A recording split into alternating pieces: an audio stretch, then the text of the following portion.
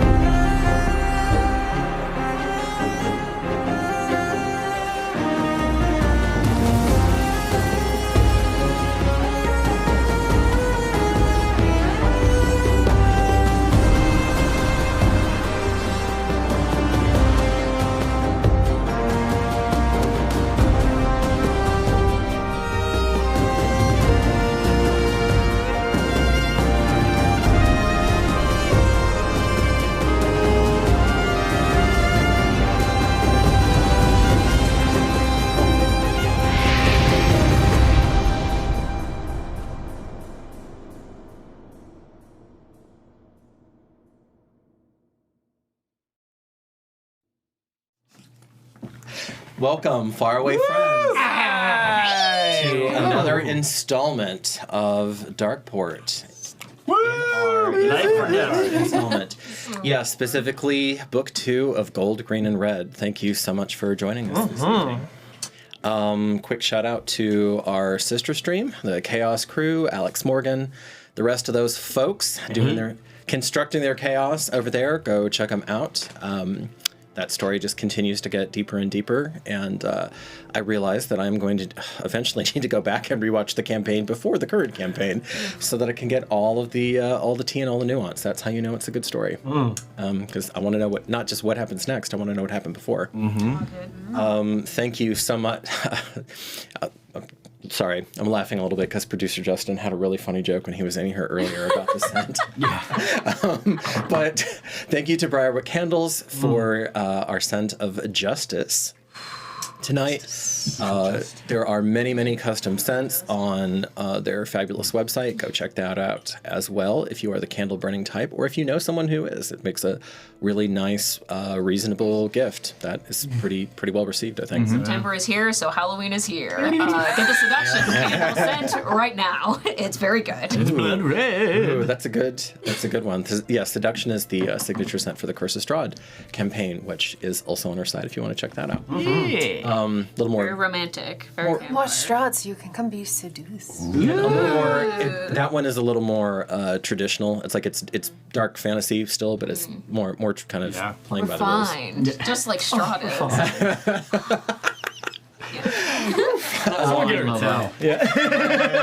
Nothing important's gonna happen during this session. Nothing crazy is gonna happen this session. Especially this next one. I cope with humor. So, no, producer Justin's joke, he took it over and he passed it over Sydney. Sydney was like, smells like accountability. And so, we will see how the session goes, my dears. And hope I'm not speaking out of pocket there. Don't think so. Don't want to bury the lead. Tobias, you have returned to us. Yay! Very happy and... Why did he get more kisses? Very glad to be back, and really appreciate all the words of kindness, both here at the table and in the chat and comment stuff. It's deeply meaningful. Thank you very much. I'm doing very well. Thank you, and really glad to be back. Yeah, you still won MVP, so don't worry about it. I'm good. Yeah, you still won last week. Absolutely. It was Anna Marie Rogers. You kept voting. Thanks, Mom. So speaking of MVP for multi-layered play and injecting political messages to a potential ally, Corey, well done. Yay! Yeah. I don't think you knew that. I did not. Somebody doesn't comment on the show. No. I do comment. I do comment. Yeah, you voted for yourself. We get it. Actually, no, I don't. I'm kidding. That's hilarious. Also, before we get started, thank you, Graham, for the 5 gifted Thank you, sir. We appreciate that. Grim. 5. Grim. Right. I don't think anyone. I mean, you are allowed to if you genuinely think you deserved it. I don't think anyone in any of these No, we all decided that we didn't want to vote for ourselves. ever voted for yourself. Well, I don't That's do what it with we my decided. account. Yeah. So like when we I would be winning a lot more. Are you Anne-Marie Rogers? Donnie Highland 1, Donnie Highland 113. You know, See now, there's so many guys that share my name. It's crazy. Now you just have to get. Now you just have to get your mom to start. Oh yeah. No, To start. my mom's like, "What do you mean this Everyone video is recruit. on the internet?" That's blasphemy. Does she still think this is scripted? Yeah, she thinks that this is scripted, and the only television show is Fox News. Oh, should I not have this? Should I get this on? I wish I was that talented and could produce that much that quickly. I know. Are you kidding me? Angel, page 3. A 3-hour script. You're going off script. Okay. He's going Well, rogue. we don't want to go off script too much, so No, we don't. bring it back over to the Candle of Tales.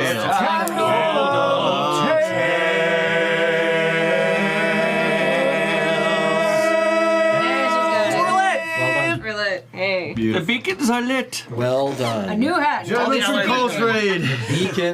are Bring it in. all right. Keeper of the journal. Who there was a Gondor, they would is answer. it tonight? So today's journal has been brought to you by this table's none other than Yeah. This is the first Ricinia This is the journal first we've ever had. Ricinia Yes. First one at this game table. at this game table. Your other, Whoa. your other character, Chris lore. has had many, but not. Yep, not this one. Let's do it. Did I? I know I wrote one, but I don't remember if I. Kira, yeah. Well, for Gira, but for Ricinia. no, This is the no, first no, Ricinia. First. Yeah. All right, ready? We are. Let's do it. Born. I left home seeking my lady. Oh, wait, sorry. Both the joys and terrors in life are the unexpected things. I left home seeking my lady, and am now the secret bodyguard for the infamous young lord of the wild, rebellious village trying to be a city. On the surface, anyone vaguely informed of the situation would write off this tall, scarred young leader who has little power beside his blood and in the eyes of scheming patricians. At a glance, he reminds me of my warrior brothers. Strong, stubborn, and direct. Their dead faces float by in my memories as I look at his. It's a good thing I learned long ago to see past surface appearances, or I might be the one gripping him by the cloak to shake some sense into his muscled and pea-brained skull. There is a difference between taking a stand for what is right and being alive with some shred of dignity the next day. Instead, I wonder what this one's fate will be. Will that shiny golden sword protect him? Or is he just a shinier pawn on the game board of the gods? Yes. I wonder if he is aware that he is already knee-deep in the mud of a war that has not truly begun, and yet is older than all of us who breathe. This young lord's strength, and potentially his weakness as well, is his heart, his value of truth, and his companions. He cares for his people and his dream, and quite the dream it is. Freedom is little more than a dream for anyone who lives under a banner. His companions are a unique bunch, which might actually be one saving grace in all this. If this group can realize how powerful the diversity is, without it tearing them apart piece by piece, then this dream might have a small chance of becoming a reality. None of them come from the same place, people or banner, and that is how their numbers can grow frighteningly fast, if they can chart the right course through this storm. A young lord wielding a sword of legend, a pig farmer with a goddess's touch, a boy with scaled strength, a boy with smiles and deft gameplay, and a one-eyed scribe from the desert. Speaking of which, that sword, I've seen it before. No matter. I may have my task from my lady. Keep the muscled idiot from killing himself in this den of vipers. Good thing I like a challenge. You know what? I think what we should do before the hiatus is just do a proper roast so we can get it out of the way of these journal entries. Because I swear to God, Roast of Titus. Titus is coming with cannon fodder. Who has not called Devron Titus is an idiot? silly ass. Like, genuinely? This little arrogant, scaled boy. Got old One Eye Whistling Willie over here. Okay. Oh, no. It was just a joy so thing. Good, Melissa. That was so good. No, I do want to give it up. Listen, that was really good. That was really good. There were some very good insights in that. And the whole reason that we do these journals, of course, is to get different characters' deep perspectives. And so that is fulfilling the promise of why we do this. Yes. And as of right now, I just reflected that you are the only one with a cool sword from Geramentum. Everyone else has been traveled. Yeah, like literally everybody. And you have in your current we were referring to that too. Yeah. It was great. Yeah. She's been analyzing everybody as soon as she got on that boat. Well, yeah. It shows. And trying to figure out the situation she's dealing with. But yeah.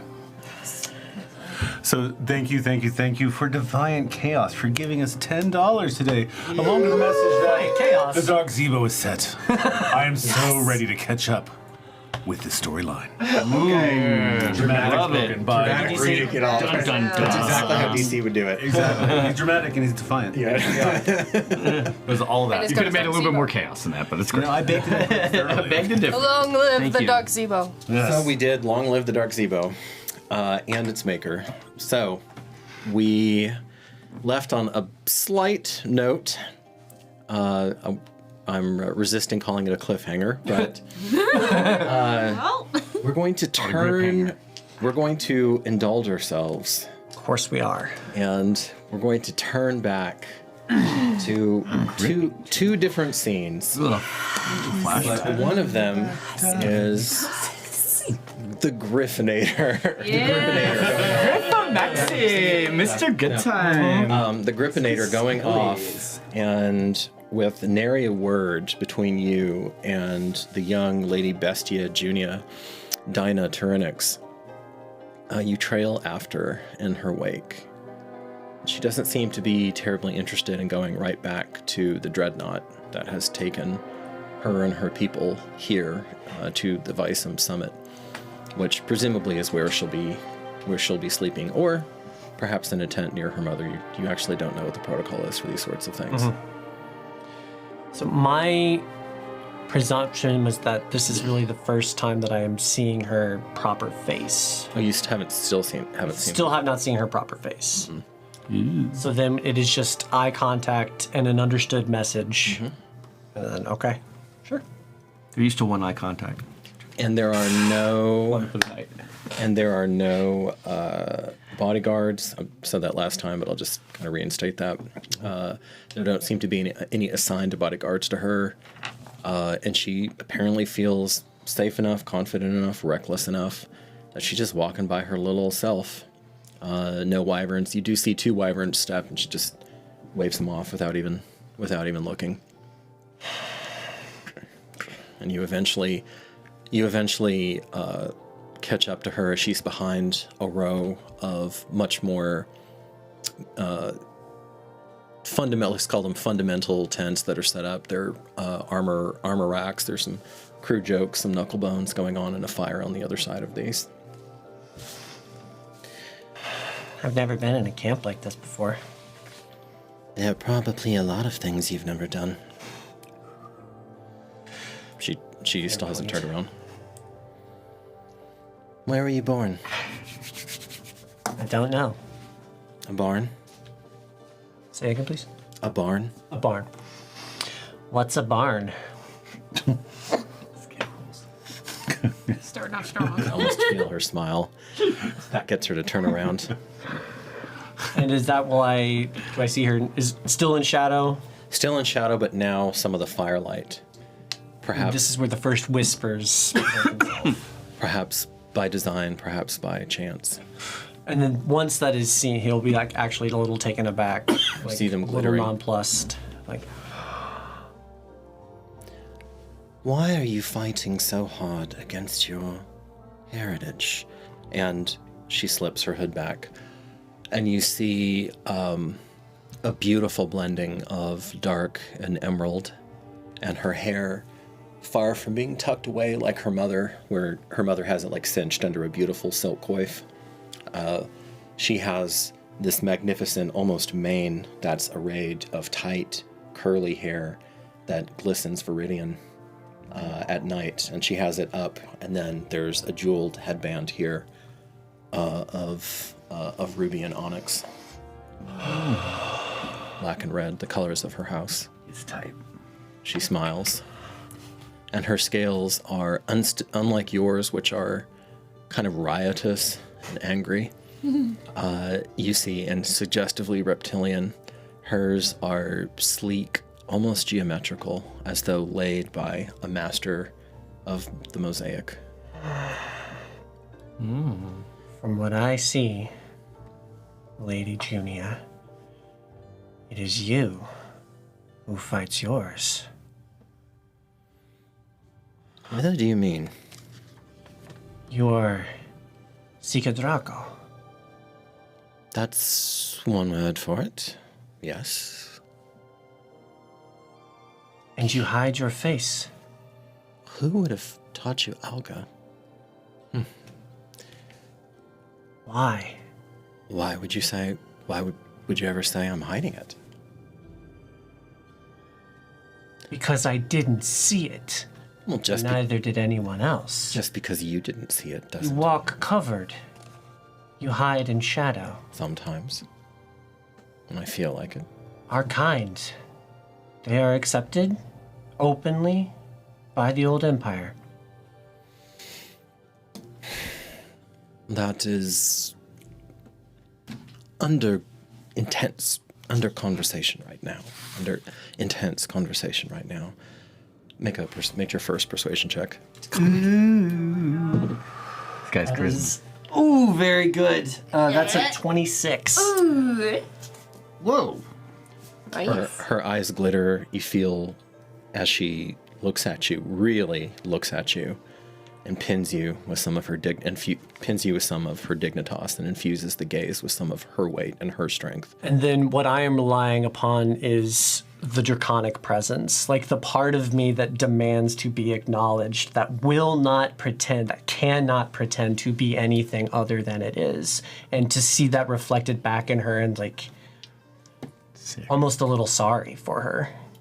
Like, he doesn't fully understand the situation, but it seems that she is now hiding in a guise. If you don't take your pity back, I'm going to slap it out of your mouth. Yeah. She takes a step closer to you, head up, shoulders back, shining with quiet, young dignity. My lady mother is educating the masses, and I'm sorry to say, some of her fellow patricians. Oh. You don't know the riddle, do you? I mean, to say, you know, the riddle as opposed to a riddle, I mean, You who knows what you don't could be talking about. know why we are as we are, do you?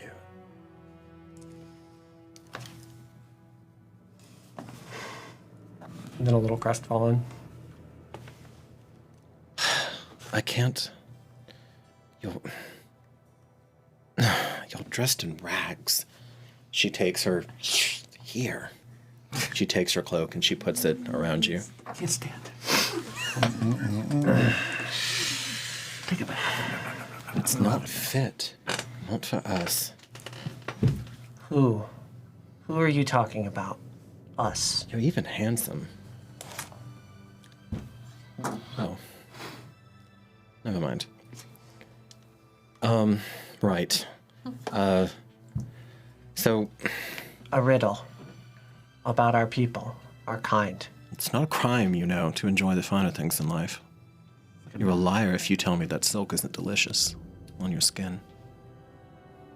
Now, I was wearing my other cloak. You said we put it over the cloak, so I guess he's not really hadn't really felt it. So then he'll just take a moment, like with his human side, and be like, but then have another thought of it and try it against his draconic side. I'm like, Different.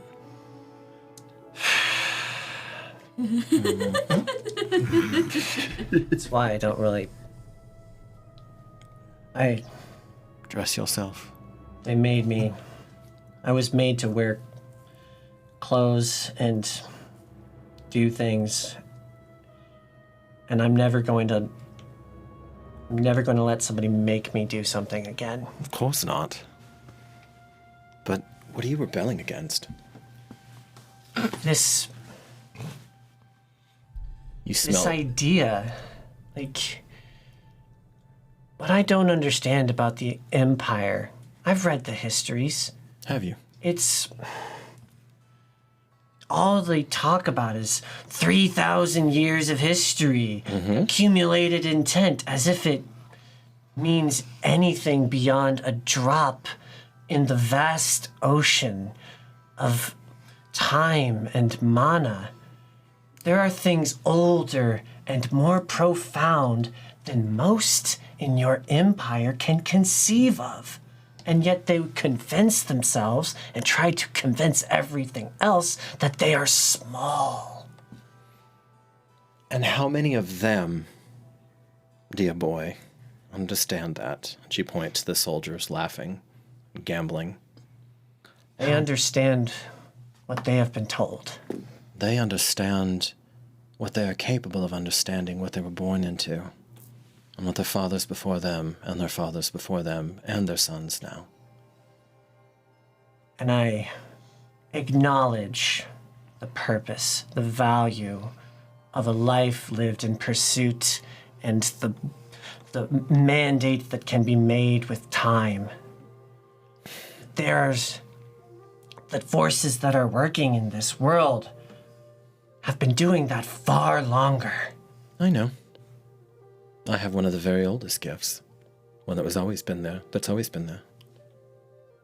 Are you like me? No. You bend the mana. I would never stoop to be so unfashionable as to bend mana.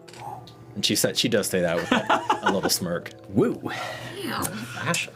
Way below As if, me. like, confused about what that would mean in this context. You're Come on, we have to get away from them. I don't want... You're right, sometimes I do find it convenient to sit in the shadows.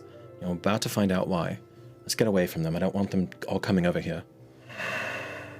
And she starts walking. Now, and so instead of toward the dreadnought, she's kind of going into a deeper, currently unused area of the camp. You know, you're very credulous. I could be an assassin bent on taking your life. I know you all have the power here. You could have us dead with a word. You don't want that. Neither do I. Just for the record. We really couldn't. At least Mother would never do that. It would diminish her dignitas by by taking in someone under false pretenses publicly. You really haven't studied these things, have you? You say you've read the histories, but you haven't felt them. What is your name? Grip. What is your name? Agrippa, Dawnsfire, Neus. There we are. But please, do call me Grip. Understood. You get to be called whatever you want. I won't even ask you why you're running away from all three names. Running away? Now listen. Nice.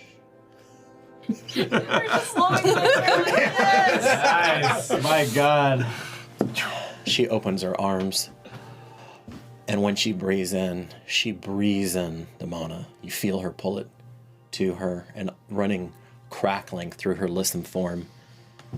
And then she begins to sing. It doesn't have any words. It's a much, much older song than that, almost as though it's musical rebuttal to your argument. Bard shit. And she turns to you, and on a crescendo that I am not going to attempt. I will. thank you. She turns. There may be a moment in this campaign where I actually I have burst into song. There's been one song in this campaign. Yeah. But not tonight. So she takes it, and with that breath, she impels this force toward you, and somehow by taking it inside of her, Tobias, she has transformed the mana. She has reaffirmed the link to the ancient and mightiest of the dragons, and you feel that come into your body and strengthen your sinews and warm your frame. It's on a first date. Yeah. First date. Word of mouth. I know our history. She takes a step closer to you. Remarkable. Truly uncanny. Thank you. And in Draconic, I will say thank you for your gift. And in Draconic, this proud young noblewoman gives you a tiny soupçon of a bow and tells you, the only gift I seek in return is that you're worthy of it. And straightens. Just a small grin, just a nod. You know we're all going to be dead one day anyway, probably very soon. You should find joy while you're still breathing. That's why I'm here. Because some of these people are trying to take it from me. People are always going to try to take things from you. That's the entire world. I'm not going to let mine be diminished. Who is yours, Grip? I can feel another presence in there. Thank you. Yes, it is uncanny. So is what I'm sensing in thee.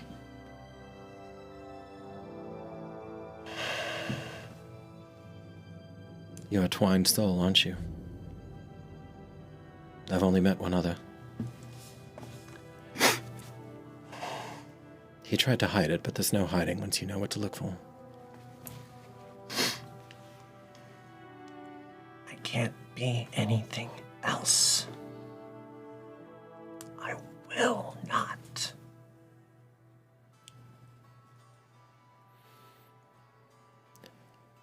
Have you... She looks down and you miss something. You and this person, how does it feel to be around them? Tell me. I need to know. I want to know. Like I'm home. The wind sings through the trees. Peaceful water laps against the shore. The earth blooms.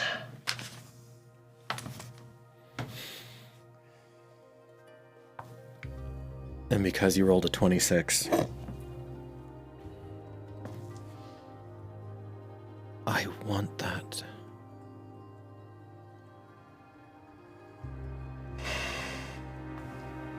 And it shall be yours.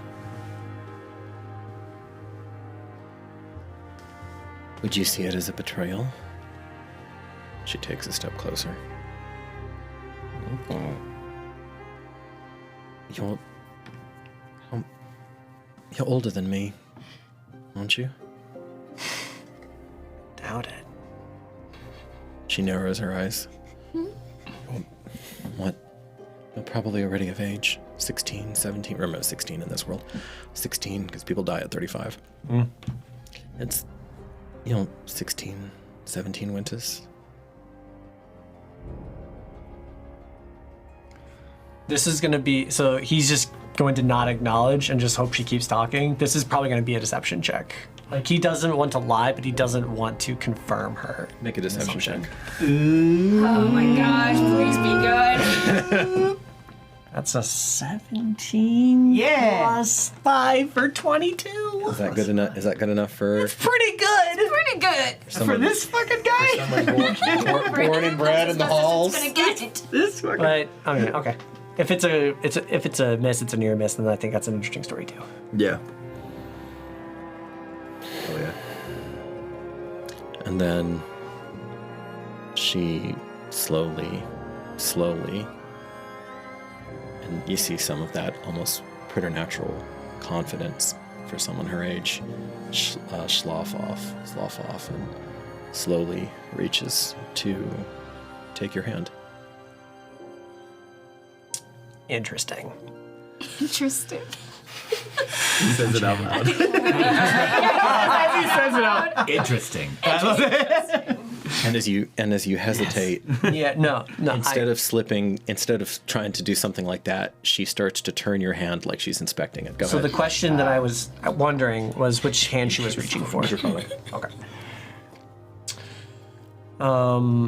Yeah. So just like a little in character moment. How he feels about. I really feel like this is not a thing that This is hard. going to be held against him by Trisley. That's just my feeling. I think there's a lot of understanding there. So, if there was any hesitation, there was like, I'm sure she would recognize since she had sensed the other presence or whatever. Mm-hmm. But then, yeah, he'll extend his draconic hand. She may not be able to. She may or may not be able to read you. You certainly cannot. Of read course her. not. Not even fucking trying. I have abandoned the pretense. And she takes the claw over. And so, having said that, and you know that, she allows you the gift of seeing a true moment with her, where for the first time in her life, she turns a hand around that looks like hers. She's actually has, in total body surface area, she actually has more scales than you.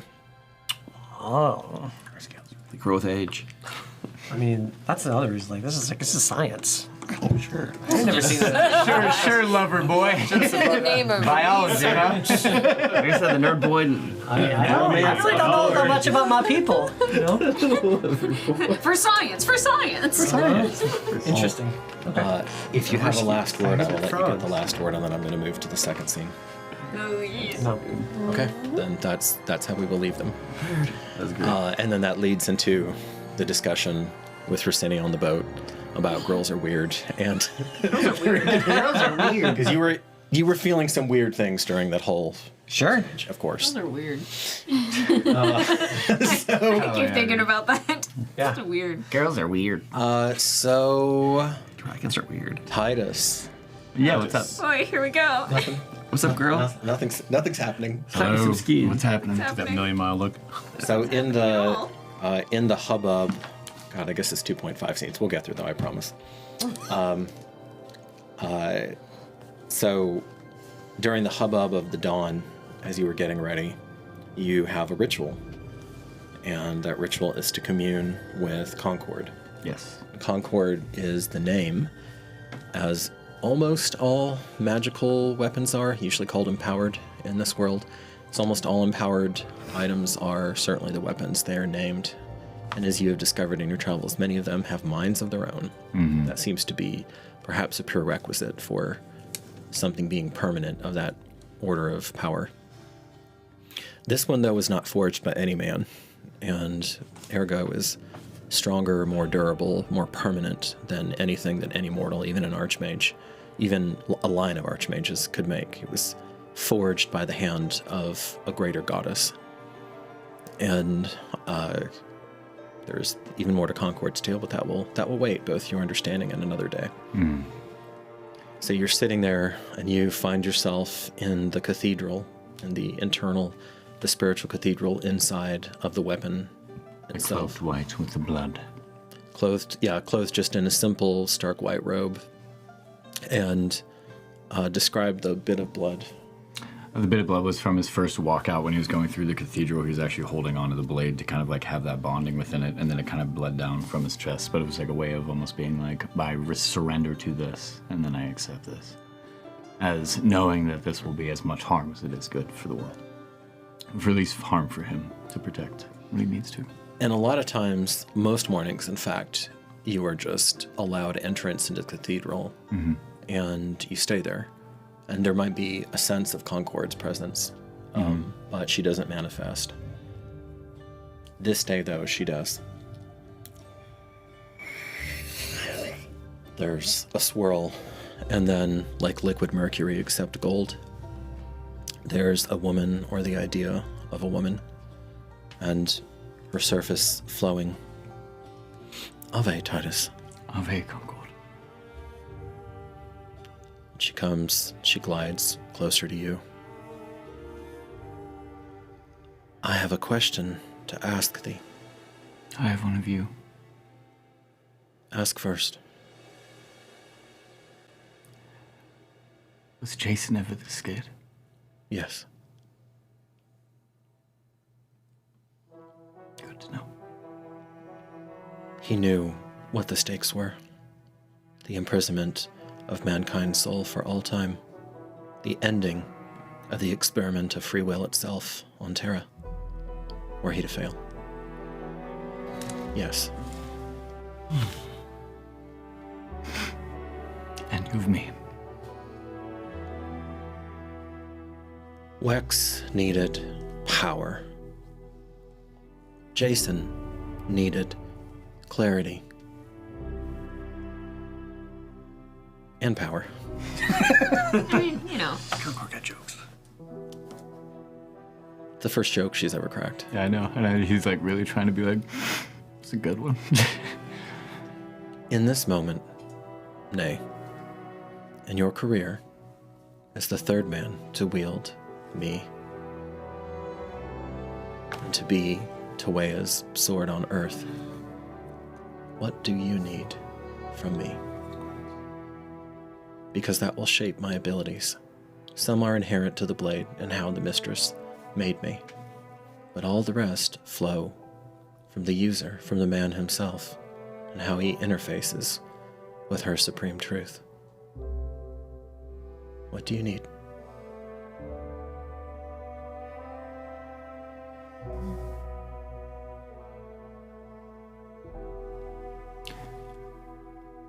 And he's very similar to Tesla and Stormborn. He's like, to know that it's right. To feel it. To show them we're right. I need confidence to be your champion. To wield you. I need to show them that we need this. That man and flesh and blood and terror needs liberty. They cannot own. I am not a goddess. I am merely a servitor of her vision and her plan, of her great will. But for what it's worth, I think she chose well. Twice. Oh. So she didn't really like Wex either. I was actually talking about Marcus, but And Wex just like stomps on What you say, boy? He's just trying to think of the joke that she made earlier, which is very fun. so to that point, you do have the impressions of the two men who devoted their lives in the background, and many other people in this cathedral. It's just that they usually are off at a distance. I just always imagine them as like white marble until they're almost like called upon as like a part of the history within that and other things within and you hear a back from the shadows. Hey, I tell you what, he makes jokes when he's nervous. I believe in Marcus. We'll start with this, then. This I had ready for thee. You chose a different gift that day, but you'll need it going into this.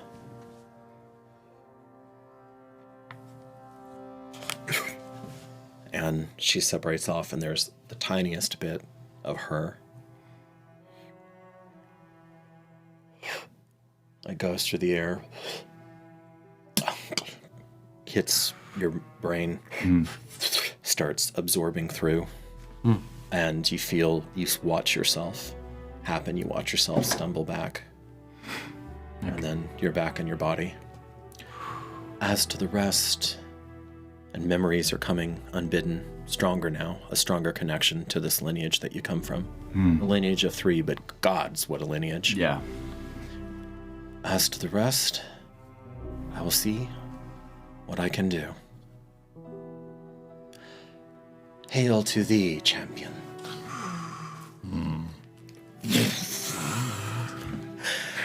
Luis. And as you come to that day, and as you're walking and being guided, you feel more grounded, more alive, more aware than you ever have in your life. Your brain can focus on one thought more easily, and you feel your impulsiveness, at least. She hasn't taken your fear away, but the impulsiveness at least is diminished. Your wisdom is raised by 2 points permanently. Wow! Guys, I'm at +1! You're at 0. Oh, okay. You're at 10. Oh, 10. Yeah. Okay, no, that's great. But you were zeroed out. Technically, +1 now does not. Yeah, but it is a +1. It is a +1. It is no longer a negative, guys. It's no longer a negative. Wonder what no I'm longer a gonna negative. incite later. I love it. Thank you. Must be nice. Must be nice. Must be nice. Oh my goodness. And so we at last come to the current moment, friends. Oh Sure, you want boy. any more little vignettes? And where you hear we need to do? little. More gifts We're just gonna gifts to be cower handed out. in the backstory. the backstory. That's right. Good. There is a part 3. I'd like some wisdom. And kind of jarringly, as people are gathering in, you see a crier, an oddly dressed crier because he's not in any of the normal city livery. Ricinia, you recognize one of the Ludi, though, one of the gladiatorial schools. Ooh. And this guy runs out, actually the one that Tyranix owns, because there are 4 of them. Each of the houses has one. Each of the great houses has one. And he says, "Hark! Presenting Polo, lightning from heaven, Fulgor!" Let's get ready to And there's there are drums, there are lutes, there are lyres, and there are even 2 young nubile ladies dancing who are throwing various, not roses, that would be, but beads. specific thing, but they're throwing different petals of the local foliage. Is Steve the bard behind him playing music as he I'm sorry. Steve Burns the furnace. Burns the furnace. Steve From Bungee Corps Burness, our amazing music director, yes, who is immortalized as Steve is the Bard, who is one of Jason Tenderheart's companions to defeat the Red Emperor of the last cycle, and the BBEG of the last cycle. So there's this whole hubbub, and in that moment, as all that is going on, is anybody specifically looking at the lady planner? I'll look. Yeah. I'm always looking. Absolutely. You're looking. Okay. I'm always looking. I will give you 3 an insight check. Oh yeah, baby. Me? Yeah. Oh, okay, good. First one that's not the negative How one. much attention is on her? You're not looking at her. 14. How much attention is on the bard? Not one. Or on the guy. I'm not paying attention. Like, is all attention on him as he comes up? Then the lightning. There's a fair bit. And I'm gonna turn away real fast. And in the red Colosseum. Not 1, but an 8. Sorry. I'm gonna turn away while everybody's Get some attention. dust in your eye. While everybody's attention is that way. Give my sight clarity. Yeah. Like everybody's attention is on him for the most part. I'm sure somebody's watching me, but I'm gonna try to be. Okay, so there is going to be a flash of light, and it is going to be obvious that you're casting. Can I do it like that? Like just keep it? Because I thought it was really subtle, but if it was on my eyes. It's not just on your eyes. So when you're casting, it's always going to be clear, because there's a thing called subtle spell, and you don't have it. It's gonna be a flashbang every time. Achoo! There's a. I thought it was more subtle when I could just sort of pass over my eyes and just do it like that. It's not that subtle. Okay. No. Dang.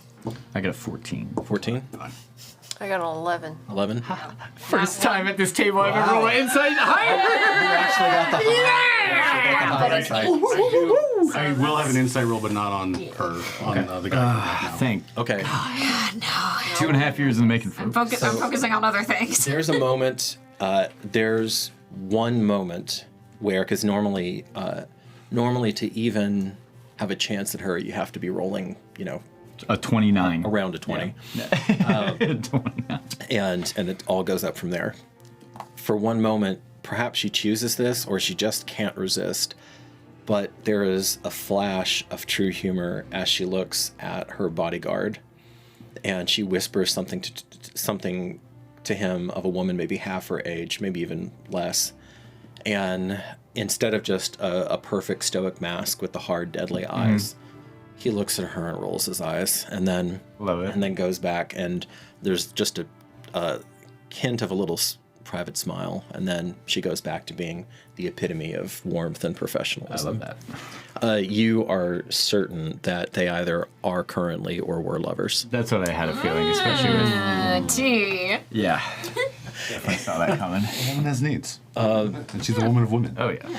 So, The only I would pay attention to him and how the audience reacts. I'm trying to understand the relationship between that interaction. so when Polo Lightning from Heaven Fulgor comes out, there's a roar, and remember these are common men who are here. Fulgor, he's our man. If From which factions From of the He has an entrance. Well, you have 5,000 legionnaires around you. Right, and then And you there's have a the good whip. chunk of them. So Okay. Fulgor, obviously you would know who he is. He is the current reigning undisputed champion of the arena. Has Ricinia ever been to the arena? Yeah, probably. Okay, so you've seen this guy fight before. He is the real deal. Like, there is no doubt he is chosen. You've seen him mollywomp like half a dozen guys at the same time, all while he's laughing.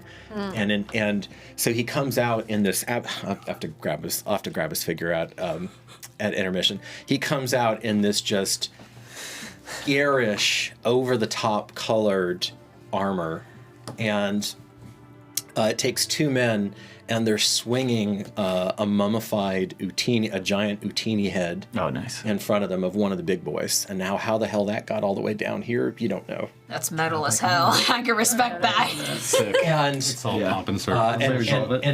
and as he gets closer and he is about to present himself to the nobility, the two men rush forward. They put the mummified head down.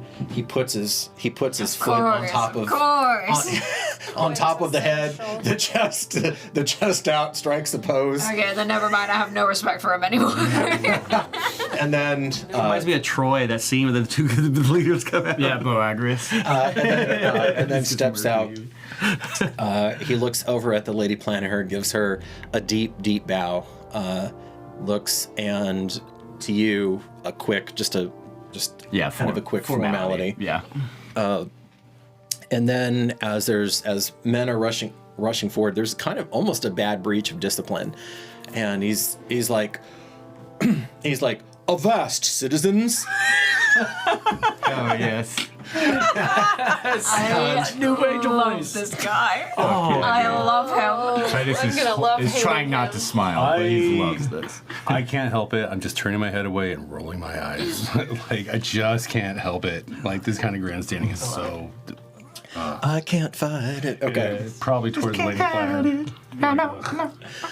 All right. You're just shaking your head and oh my god, I have to deal with these people. I would like to, as he's approaching, if his eyes, I know he's grandstanding, I know he's like playing up to the crowd, I know he's doing all of this.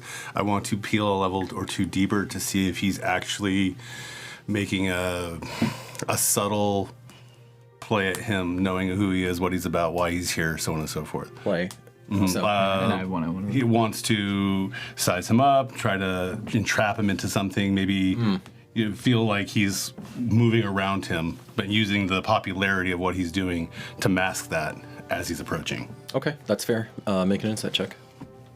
I'm paying I wanna attention look to in. anybody else. What's the, around in the crowd? I'm the governor. The I want to. Magistrate. That's what you're doing here. Yeah. 20, dirt. Dirtwan. Come Okay. We'll get your dirty 20 first. So he loves the adulation of the crowd, the roaring, the hype, all of that. That seems to actually be genuine, quite genuine. There is a moment though, because remember, you've got some heavyweights here. You've got some real heavyweights. So you have Surtur Carnifex, the butcher, who reeks, who hasn't said anything. He's in armor that looks like it was riveted in. He's bigger than Titus, and he has this weapon that never quite existed in antiquity, but that could have, though. And it basically looks like a great cleaver. Like a literal butcher's cleaver, except nearly, like Dynasty Wars.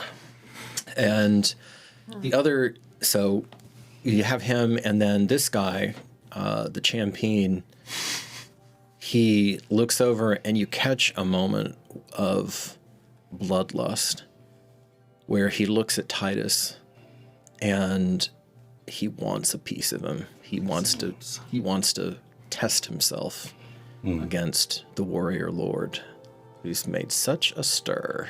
Right. But other than that, he seems to be keeping on with aplomb, and he finally settles in the magistrate major's camp. How did the magistrate react to all this? I mean, I know he was annoyed. I went through that whole process where he sighing and kind of looking. As you're studying the magistrate, make actually a medicine check, Corey. Ooh. I want to look at the Medicine. teeny head. Teeny head. Okay. I have a few questions. I'm sorry. Events might proceed apace, but we'll get at least one of them 15. in. 15. Old boy looks tired. So he's rallying, and you should not have been able to spot that. As carefully as he's being. He's not the equal of the Lady Planner, but he's no easy read. Can I defer from that? I mean, I can probably refer what I want, but that he's just been worried all night, hasn't probably slept. That is one deduction you could make. That's a deduction. Among many other possibilities. Yes, yes, he could be very much into the ladies. And you see his pleasantly plump wife with a smattering of freckles across her face hand him some tea, and he's drinking the tea and kind of pats her hand. Ready? I'm going to hold my hands just like so. I'm going to touch my ring as I'm doing so.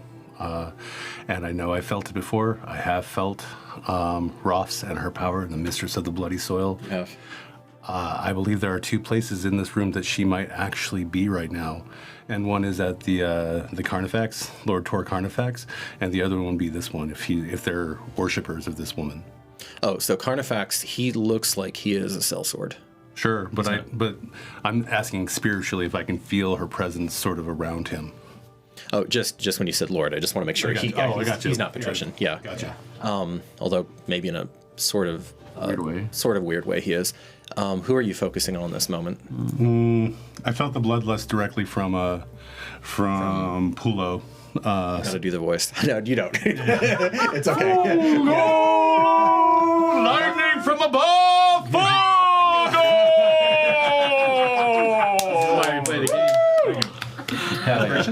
No, lightning from heaven. I would have given you inspiration. I'm joking. I wouldn't have. Okay, 2 new voices for you there, Toby. That's great.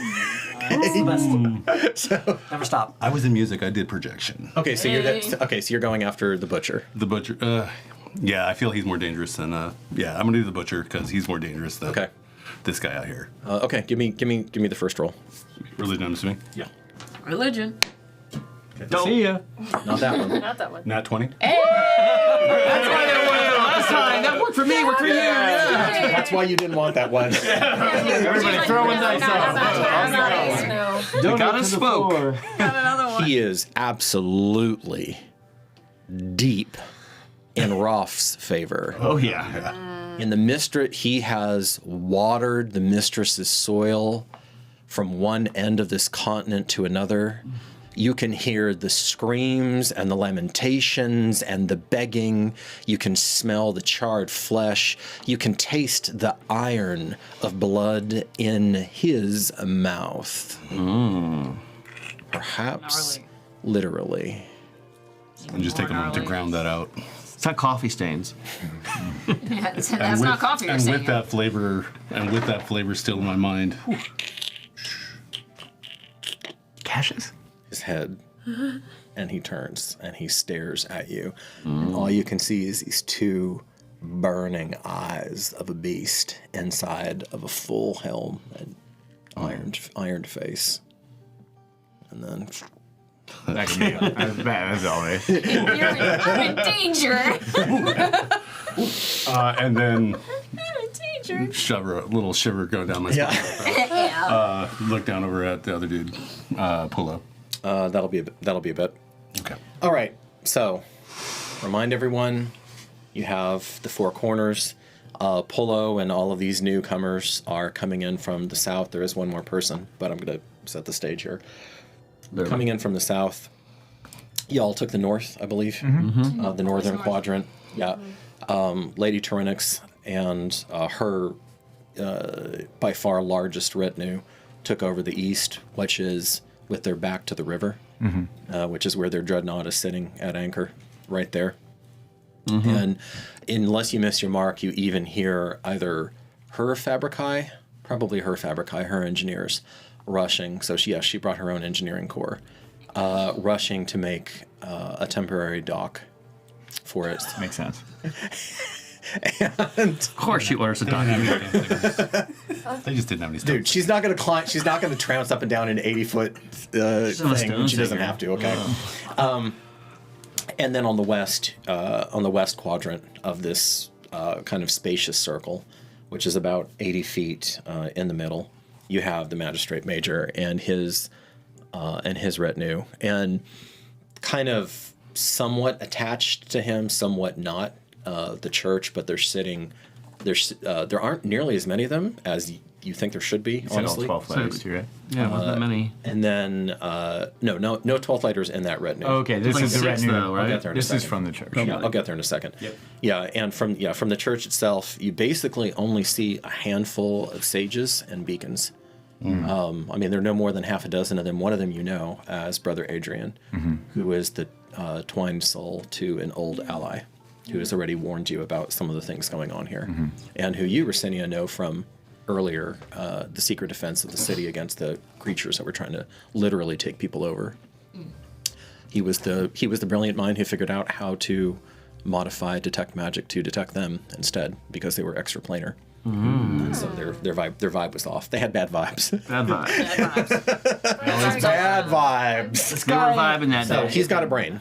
And then the head of the church's delegation you see is Sage Longinus, Senior Sage Longinus, who is considered like the foremost intellect of the church in the region.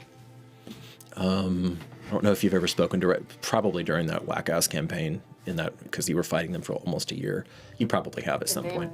The name sounds familiar. No. All right, so that's what's going on, and the Lady Planner lustily declared, "Let us now decide the fate of Geramentum." And she looks over to the magistrate major, and as she's drawing in breath, as fate would have it, one last person arrives. As fate would have it. And up. you see a figure who is taller than Grip, but still pretty small, slightly built, but there's a raw athleticism to them that you would be unwise to discount. You see them, they have hair of sun, and for a second you wonder if Brother Adrian somehow got pushed back by the entrance of Fulgor at all.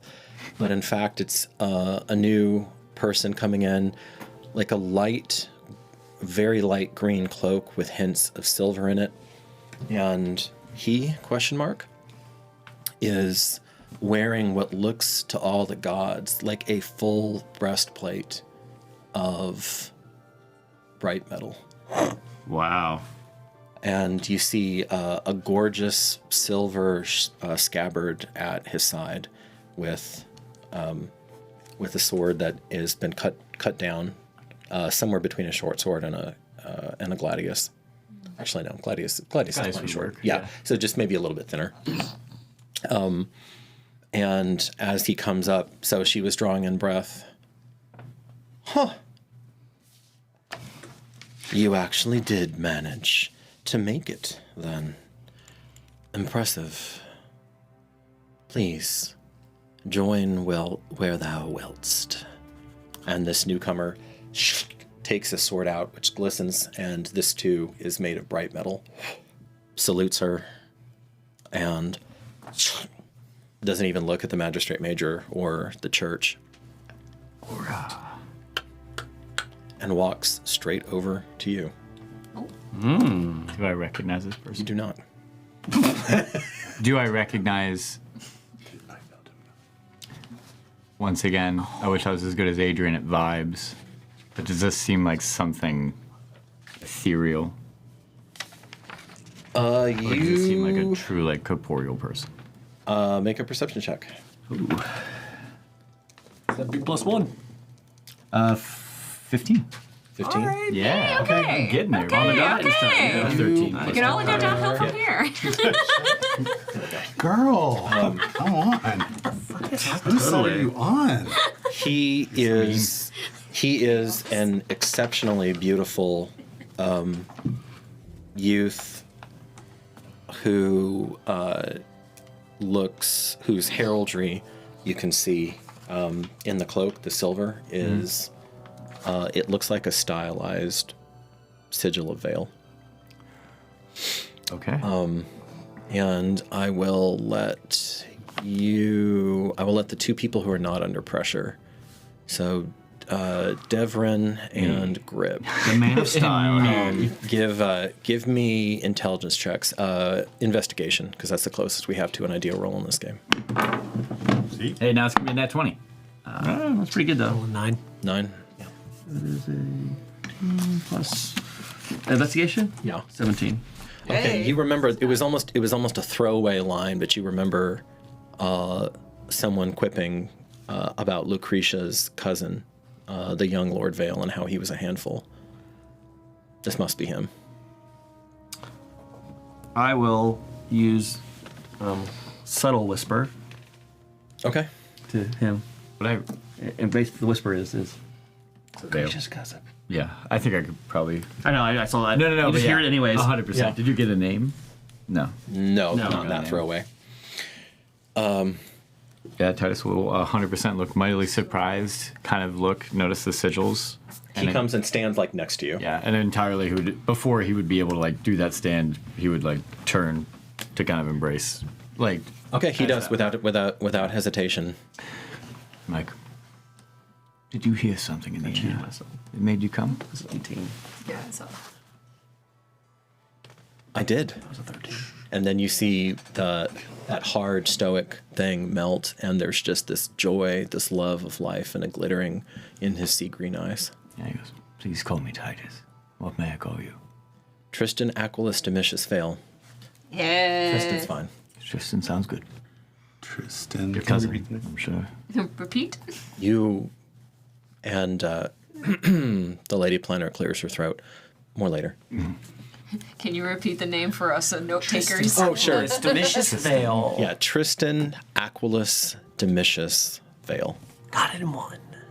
It's good, Toby. And now that you're like nose to nose with him, he looks. You see it. You see it. He also looks really young. Yeah, like I was imagining probably 14.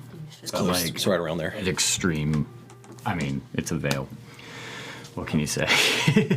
So the drip that he's wearing is insane. Drip. Insane drip on this. So that dude. much bright metal, which is the only like guaranteed. You can debate whether or not it's quote unquote technically magical, but it functions as a +1. At least everything, and it can have other. And it's often used as the baseline to imbue other properties into it. Okay, that makes sense. It's also exceptionally light. So think of it as like carbon augmented titanium Yeah. or something like that. Or like a mithril. Mithril. Yep. Yeah. But before no. Like way better. like cooler. It's like It's shiny. aggressive. So already you see the magistrate major hesitate, and then he plunges forward, gathers himself for a moment. Lady Planner, my lord, to the new one coming in, and he's already minimized both of you by not using your full names or titles. I submitted to you, my lady, and I will submit publicly that the township the quaint little hamlet that this lord represents is by its nature a threat to the stability and the well-being, indeed the good order and discipline of not just Leptis Regium, but of the Empire. Quite a claim, you say, by its mere existence. As you have the affirmative case to make, proceed. The floor is thine, Magistrate Major. Use it well. Oh, I fully intend to, Domina. The first and most important argument and point in this is that Geramentum is a threat by its existence. We all know that slaves are a necessary component of our economy, of our world, indeed our very way of life. They are threatening that. They're showing others a false path that can only lead to ruin. And I'll use my debate skill. I am going to let us introduce a little something about Mitra. Hi. So, Hello. Mitra's people in this world are the only people who use open radical democracy to finish their process. And so they are also a theocracy, which is a very interesting It's dance. a weird, like, marriage of the two. It's awesome. So I don't know, so a theocratic democracy, I guess, if that's a thing, or democratic theocracy. But at any rate, you are actually formally and informally trained. It was the air that you breathed, so to speak, growing up in these things. So you hear his argument that slaves are the backbone of the economic system and that they can't exist without. Would you care to make a debate roll to see if you can see the flaw in that or the immediate rebuttal to it? Yeah, I was hoping that I could say something. Yes, oh my god. I just don't have to. Would that be Intelligence-based, and you do have proficiency with it, so you'll get a +2. Oh god. Okay. Intelligence. Debate, yeah. Intelligence. 11. 11. Okay. You might be going to the jails faster than I thought. You know there's a you know there's a flaw there, but you can't see it immediately. Can I make a straight wisdom roll without the debate to see if I can detect and start picking out the flaw there? Nope. Okay. Unless you as the player have it. While he's making his case, I'm not able to interrupt. So that's the question. You actually don't know. Why don't you, Rosenia, make a protocol roll? Okay. Yeah, because I was thinking, I'm like, if it's to make a case, then it's like, I'll have my points to make them there, but... Objection. Objection. I know. I'm going through Ace Attorney 21. brain right now. Okay. Oh my god. So,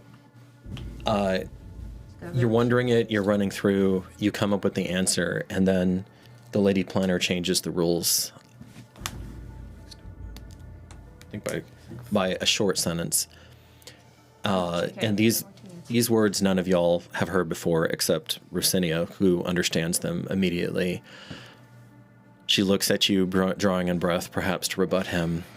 I declare a state of equilibrium. And when she does that, you can feel her dignitas shift over to the Magistrate Major, wrap him in a cloak, and to make him your equal for that moment and to make that speech. So no, you may not interrupt him. That's what I figured.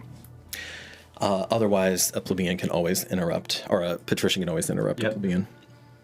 He wouldn't have interrupted if it was just based off of knowing that correlation. A state of equal. So she is lending him her dignitas for the duration of this. Okay, do I notice that there's some intake of breaths to say things? Yes. I will quietly, slowly step forward and just do like the soft little arm touch on Titus. Okay. Wait for him to make his argument. Okay. Warming up, the Magistrate Major begins to make the rounds to each of the quadrants. And he says, you know the chaos that would result if we change the natural order of things.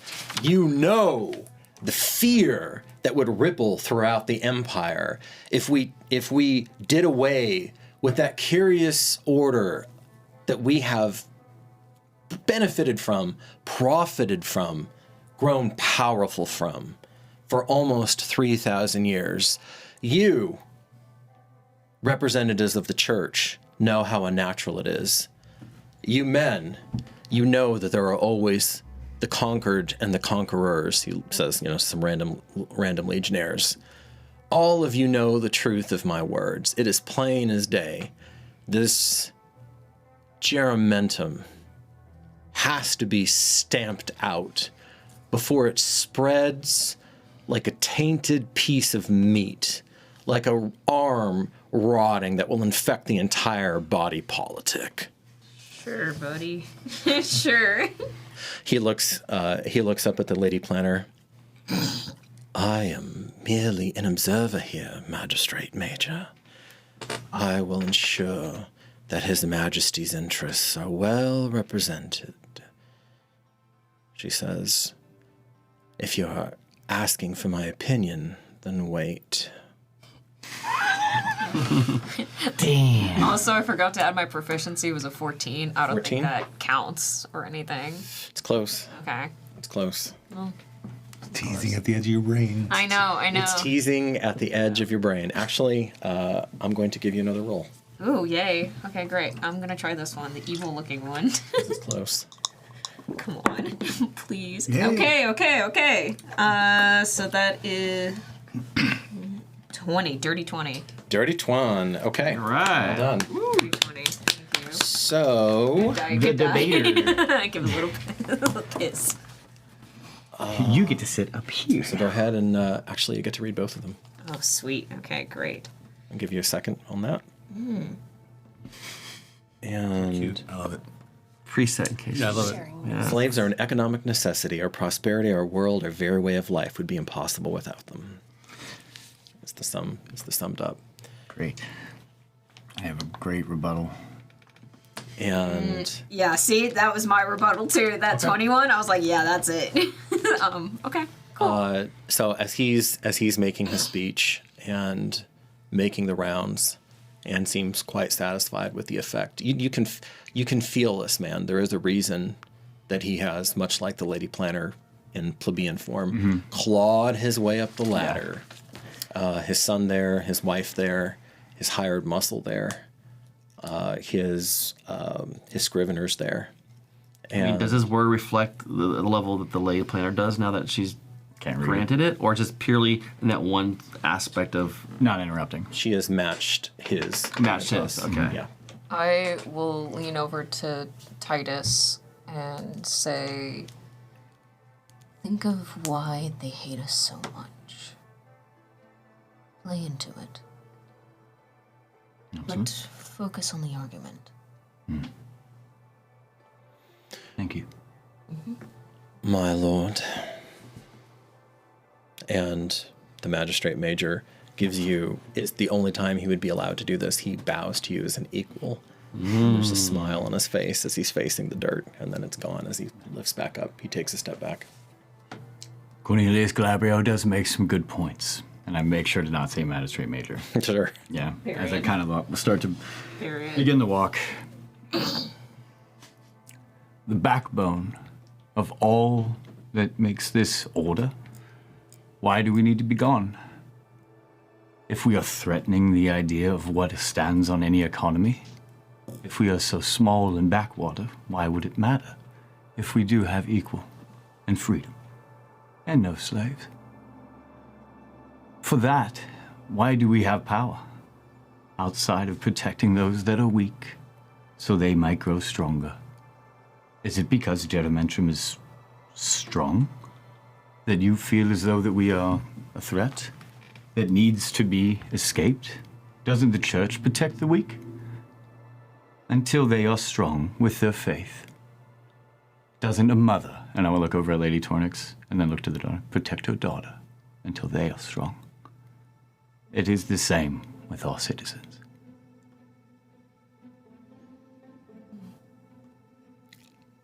Hardly the last word. And he steps forward. He has not reckoned with the danger that his city represents. Its mere existence is a calamity waiting to happen. and I'll step up to Titus again. The reason that we are a threat to them is because we have no slaves and we are thriving. Yeah. If that makes any sense to you. Yeah, I think that's why we're here. Well, mention it. Mention that there is a possibility without slaves. Mention Right. that everyone has a future here, and that makes everyone scared. My lord, you trust this person's word? Looking at Mitra. Well, she is a citizen. Is she now? Does that make you nervous, Magistrate Major?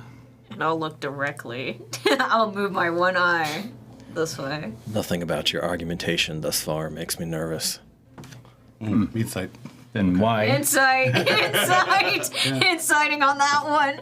I'm joining you. Okay, I got an 18 on the die. 18 on the die too. Yeah, so it's going to be a 25. Insight. That is 23-ish. Insofar as what he said, he's telling the truth. Oh, 25. JK, same There one. there are other things, however, that are weighing on him heavily right now. I'll focus on the Magus. Okay. His reactions and anything he's doing with the Lady Planner. I think he's easier to read than to her. So. He is. Yeah. Go ahead, Corey. Make your first insight roll. I'm not going to tell you the results for a bit, but Ooh. Woo! 19 on the die there. I think Hey! 23. The dream wants us to win. maybe. Maybe. Okay. Right. So, quick So- table thing. You just want me to lean into the fact that they do see us as a threat. No, lean into that. The whole argument is like, oh, but slavery is a part of a way of our life, and Yeah, we can't do economy. without it. Yeah. It's an economic argument. It's an economic argument. Yeah. Say that it isn't, Yeah. Okay. and say yeah, that that's we what I'm don't trying have to say. slaves, and Okay. we're stronger we're ways That's what I was trying to say. stronger Okay, than- good. Yeah. Yeah, I was like, I thought I kind of said that, but ways you in Take a that lot out of the more equation, and we're words. the exact fucking same. Yeah. Okay. Then, if she is a citizen, is Germentum so egalitarian that you would have her speak at a critical moment as this? This is the Lady Planner. If we were on the lands of my city, but I respect your customs. I have declared a state of equilibrium. You may bring forth whoever you like, Titus Metellus. Under my aegis. I assume church fathers, magistrate, assembled queritas, that satisfies everyone here. No one gainsays her. Yeah. Step forward, identify yourself. I will step forward, do a slight bow. My name is the Reprieved Mitra. Reprieved from what? Reprieved from who I was before. You're from the Emirates. I am. You're a long way from home, girl. I am. And you can feel the power of her ancient connection and her own personal magnetism bearing down on you. This means nothing to me. It does. Your lord has entrusted you with quite a thing. Yes, and I am grateful for it. Show thy gratitude. Do you have a bolster to his argument? No. Then speak. The fact that there is no slavery where not only where I'm from, but where Germentum is at the moment, we are thriving. There is no reason that slavery is an essential element to our economy here. There's no necessity for it. Is this true? Or are reports of Germentum overinflated, Titus Metellus? I don't believe that we'd be having this meeting if we were not something of consideration. And at that, Corey, you see the Magus finally nod in approval. Okay. Okay. And the Lady Planner and the Magus glance to each other. So much things can change in time. 200 years was a blink ago. Think about how much can change in 200 years from now. And I kind of want to look at Tornix to be like, what was your name then? Who were you then? Like, think about like, kind of like, just kind of like. Sorry, getting back to it. I can do. But I'm also about the adjusting future, buddy. to the sword and kind of like, what are we going to be in the history? I can do you one better, Domini. My grandmother began her life in chains and ended it in linen. My mother began her life in linen and ended it in silk. Would you ever deny that right to another person? There are no rights other than what you can seize with your own two hands in this world. But that is a different debate, although I suspect we may go into that territory before this is over. Domina, I must protest. Magistrate, you've made your first point. Move on to your second. You have more, surely. Of course, Domina. Thank you, Mitra. Of course, Dominique. You step back. And then I want to be like, you may proceed, Cornelius. He narrows his eyes. Lady Planner, assembled, not only are they embarked on the lunacy of attempting to abolish a core economic institution of the Empire, which may or may not be thriving, may or may not have accurate books.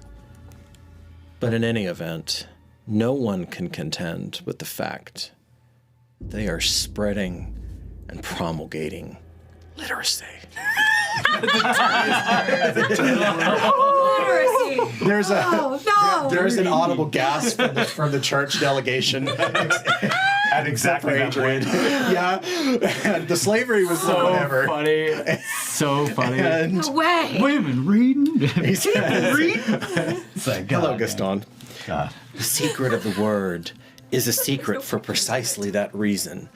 Who knows what strange ideas and twisted paradigms can be spread by the infection of unchecked transmission of the written word."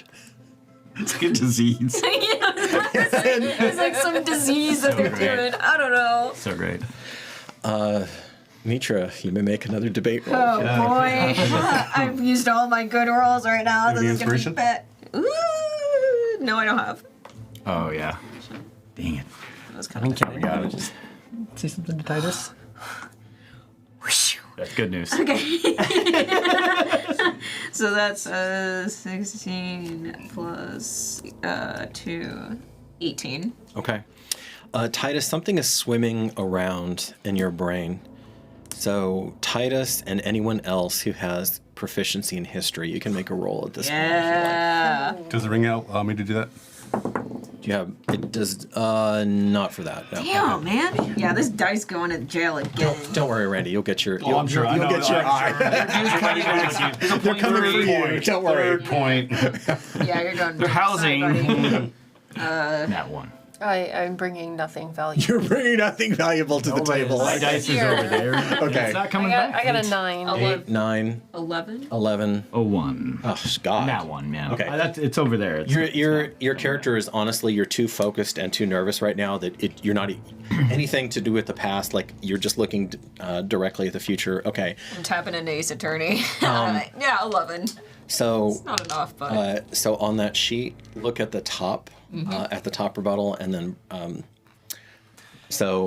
the Lady Planner looks to you. And how do you answer this charge? Just, I don't know. It's a hell of a thing to say in front of the third light. If any of them hear, they do not. No, that was for him. That was for me. Okay. There's a third light's knowledge, correct? that's wisdom. Those are the guys that are the Those are the ones that are there. So yes, for our faraway friends, there are classically, it is debated whether or not there are 10 lights of Quaelathon, who is basically the uber god for the Empire, or 11 lights, but it's one of the two. There are some kind of tolerated in this era. They fought some wars over it, but kind of tolerated 12th lighters that claim 12 lights. But in any event, he has the third. Each of the lights is different, and the third light is wisdom. And presumably, most if not all of the sages from the church are third lighters. Yeah. Okay. I'll lean in. Yeah. Okay.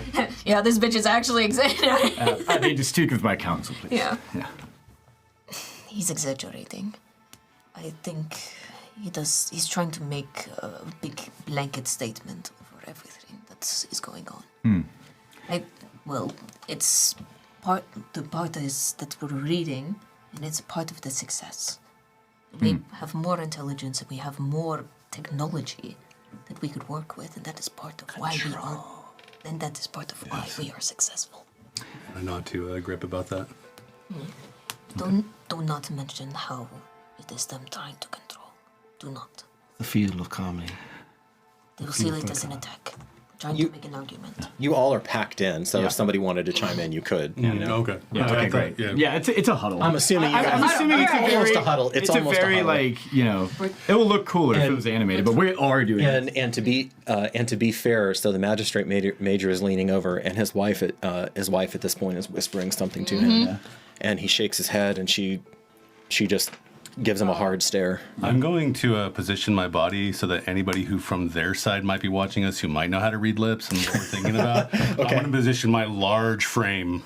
Okay. Everyone in the huddle tent. Send under Marcus. That's good. But we're trying to make an argument. We're not trying to attack them. We are. No, it's the feudal economy, and you don't have to worry about the weakest link.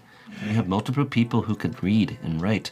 They can ensure commerce happens. I think I have a good understanding. The actual ratio is 1 in 10. Cornelius. So you are under the impression that everyone in my city has the secret of the word?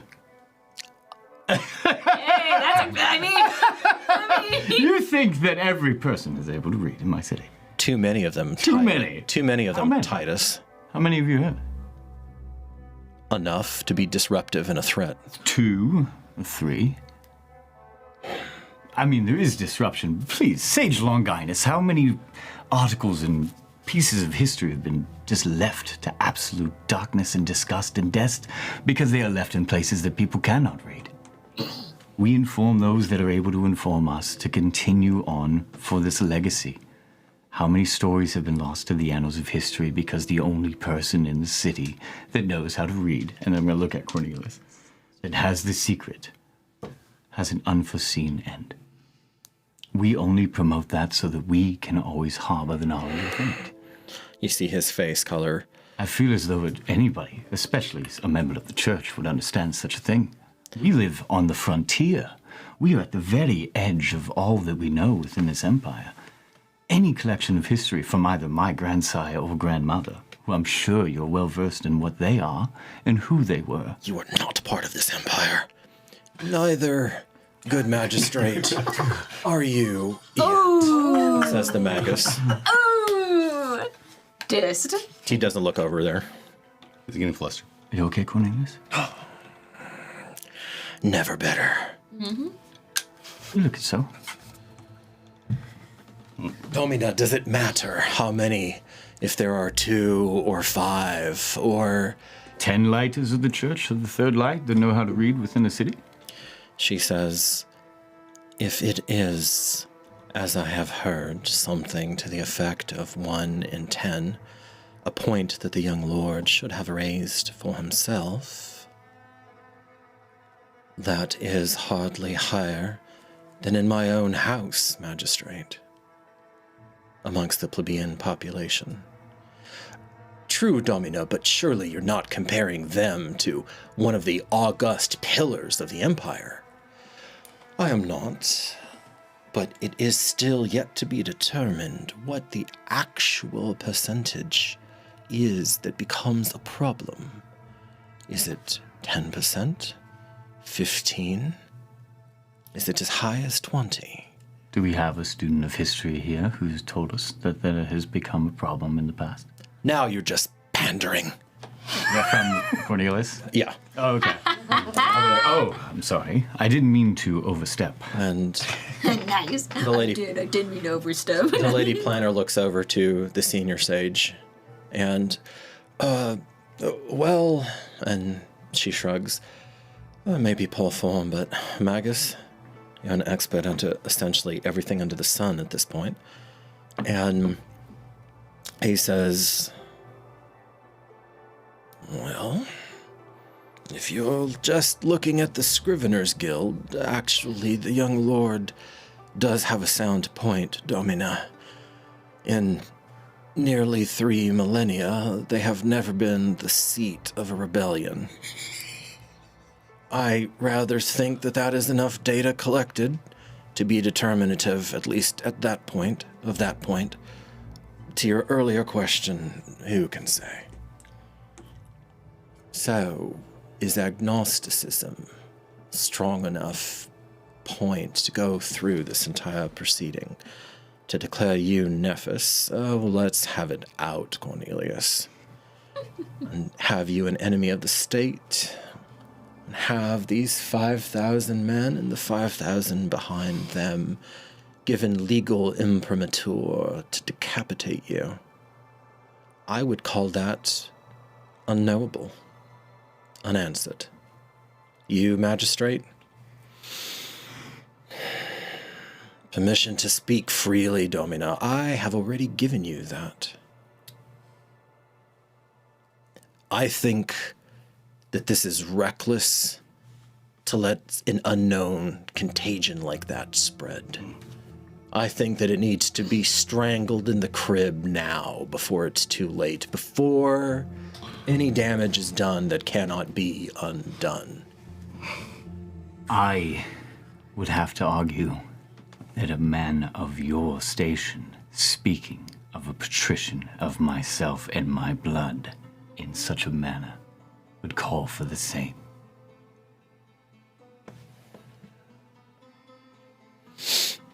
If not for me, then my name. He steps back, and we will pause there.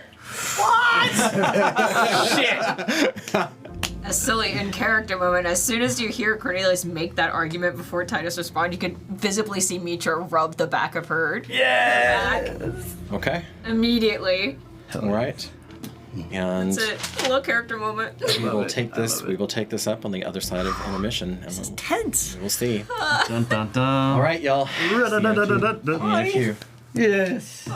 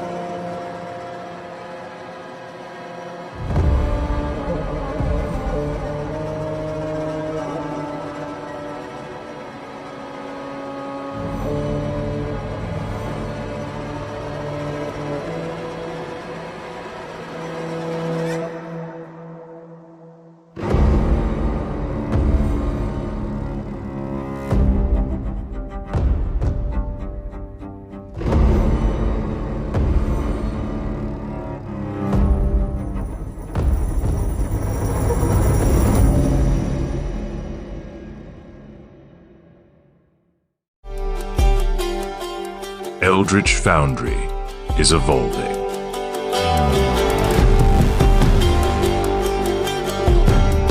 Bringing you a virtual army of miniatures like never before in full tabletop-ready color. Paint your miniatures in our upgraded creation tool, then bring them to life in stunning one-to-one detail as 3D printed miniature masterpieces. With complete control over your digital color scheme, you can point and click for simple color fills or go all in on highlights, shading, brush techniques, and more. Create epic heroes and madness-touched monsters that are truly yours. Miniatures are 3D printed in perfect color detail using a new PolyJet 3D printing process, giving you unique, bespoke models ready to delve into any dungeon as part of your next campaign. Everything from one-off player characters to dungeon mobs and boss-level monsters that will make every player in your group jealous. But that's not all. You can take things fully digital and export into leading VTT platforms such as Tailspire and Roll20 to take your games and your custom miniatures wherever you want. Join the adventure of a lifetime. Back our campaign today to help us bring this stunning revolution in custom miniature design to reality. With Eldritch Foundry, full-color 3D design and printing.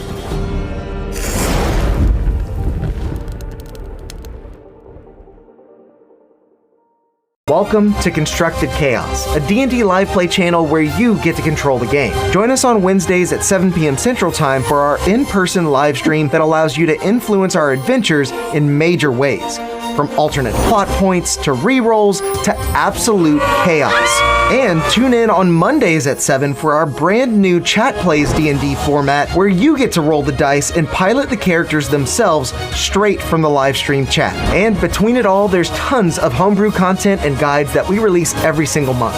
So be sure to subscribe to the channel. And until next time, go out there and make some chaos.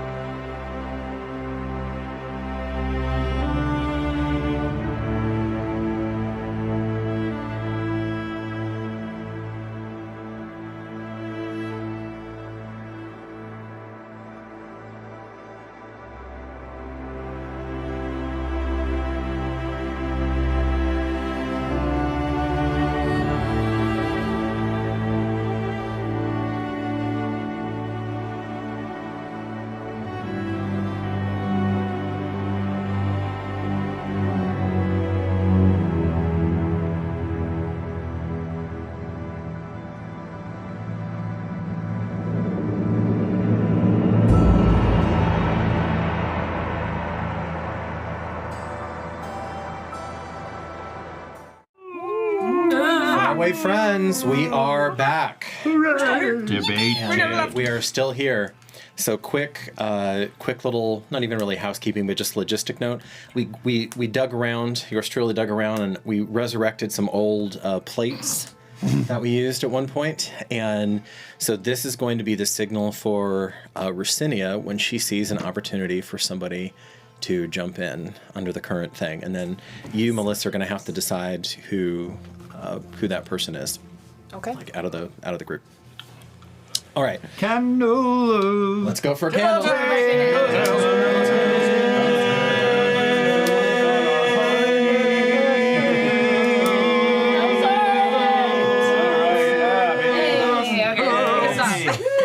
Light of mine. We got there. I need a snippet at some point. We got there. You can do it. Supercut, please. So, supercut. Oof. Be great. They sound like, hey, It is just a Form second. of torture. Cut the wick. Yeah. It's getting out of control. It's having a grand old time over there. Is it? Yeah. It's justice kindled. Is the candle? This is like. Candle very is big right now. Please. Smells like freedom. The candle is refusing to be snuffed by the magistrate major's arguments. All right. Just calm down. Just calm down a little bit. And so he kind of breathes out, and then the magistrate recovers and comes up. Well, there is at least one point that we can agree upon. Friends, Queritus, honorable adversaries. And that is that the Kithki they harbor up there, that they allow to breed out of control, are subhuman.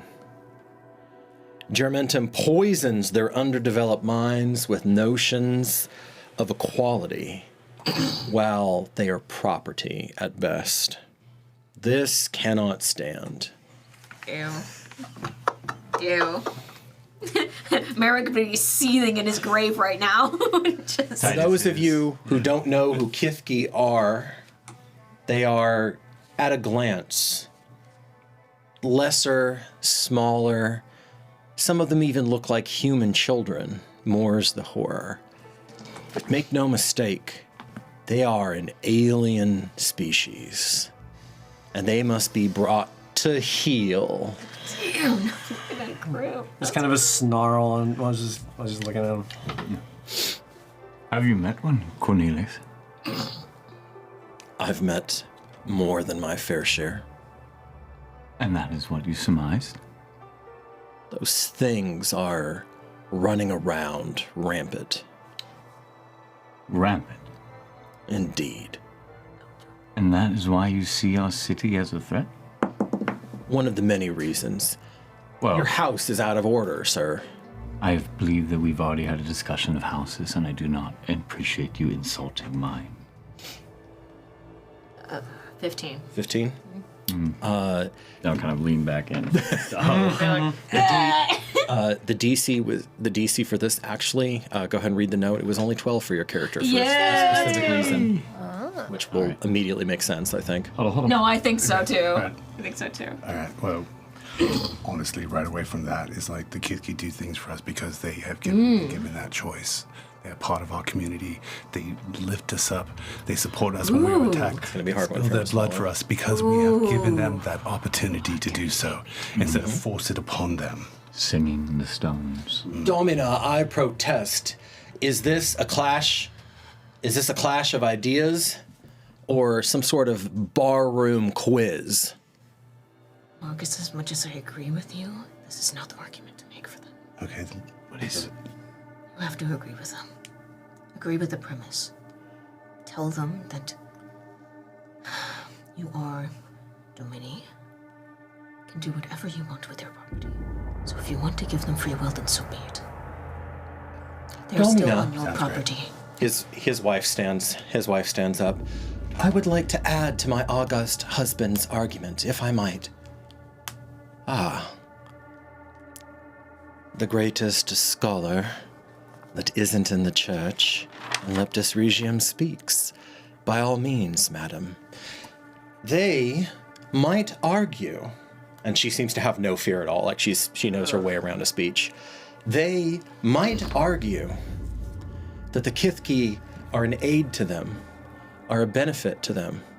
But all that does is reinforce our point. The fact that these creatures have completely intertwined themselves into their society. Indeed, that they are as bred in to their culture up in Jeramentum as slaves are here. So do not be deceived, Domina, by any talk of Kithki culture or tradition or any such. They are a menace. They are different. They will change us, and they must be brought to heel. They have a place. They have a value. I know that I address a lady planner, a magnificent lady planner, in the house that slavery built, which is true for House Tyrannics, also breeding animals. Mm-hmm. And so I wouldn't say to ignore that fact, but my husband, you must admit, Domina, he does have a pressing point. Must I? Well, it's a... Must I? And woman to woman, they smile. They smile, and she says, well, it's a rhetorical flourish. Indeed. This is a strong argument, particularly given your previous premise, my lord. Do you have an answer for this, for the combined rhetoric? How do you treat your slaves on your land? Do they help you in a way of building your house? I would imagine so. Is Jeramentum not my land? These are not those that inhabit it. Of course they help us build. Of course they help in any fashion, because they are free to do so. By my decree. Their will to help build, as opposed to help subjugate, is what makes them thrive. You said that they're not human, but you speak of them as if you know that they are, in a way, because they're acting the same way that you feel as though a human would act if they were brought to heel. The only way that a Kithki is actually able to build is if they love. And if they love and are allowed to love, then they build for us. That is why Jeramentum is apparently your enemy. You see, Domina, he admits it. He admits it, his own words. Oh, I admit how? These things are thriving there. You're still describing them as if you're comparing them to human. They are not. They're Kithki.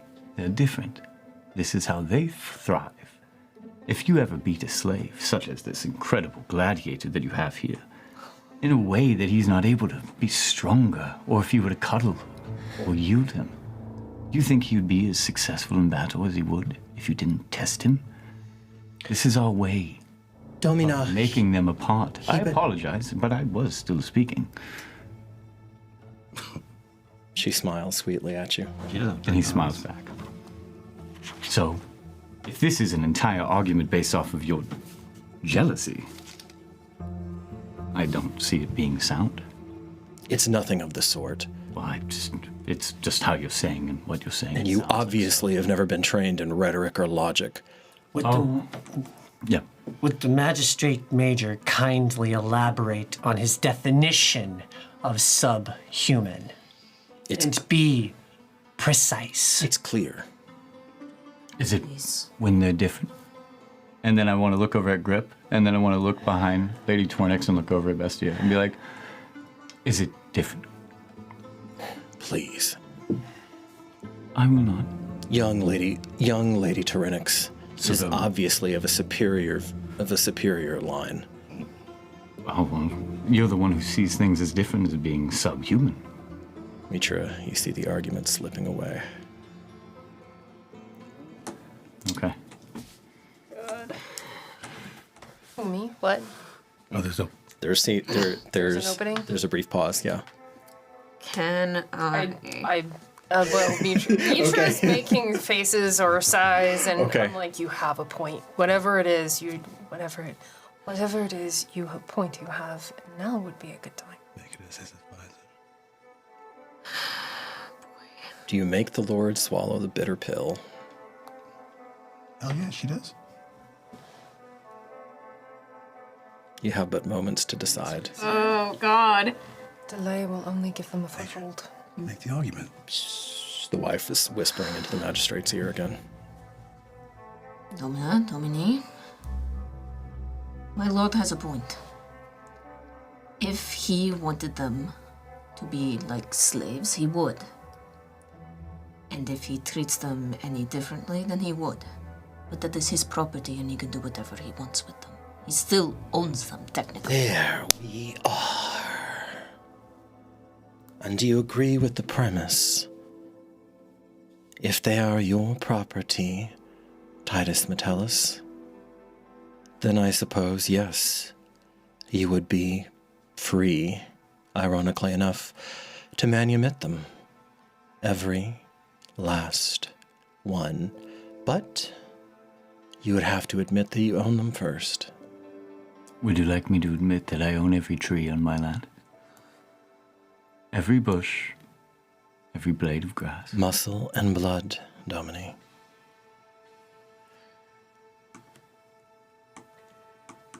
They willingly go to him, my lord. They do. There is something about him that's... They feel comfortable in doing their stuff for them. They feel comfortable in building our houses. They come in... Mitra. Please, Domini. You know, like slightly shake. Do you not have those that you own that love you? They love me. They hate me. They are appliances. I treat them well because they have a function, as all things under the heavens and on earth do. I would have to agree. Awful evil. The magistrate major is just grinning ear to ear now. Does the young Lord Domina, does he dispute the fact that he is Lord and that he does own these things? That is the question. It is a good trap, magistrate, as I understand this new and curious faith. Perhaps it is the equivalent of forcing him into apostasy. But this is not yet the ecclesiastical section of this contest, Domina. So, as thy magus, I do plead with thee to confine thy radiant mind merely to the contours of the pragmatic. Huh? You have declared yourself, then. You must see worth in these people, beyond just their blood. But, fortunately, I do not have to decide these things, as I said at the outset. I am merely the Emperor's agent, and who am I to opine on the source of worth for humanity?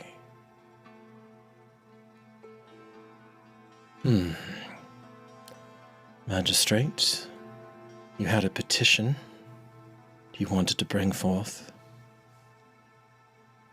Well, if anybody was going to jump in, this is the last possible moment. And Rosinia knows that. She kind of casts a look around, like, okay. I do the look around of, like, if somebody... Regarding the Kithki itself? Mm-hmm.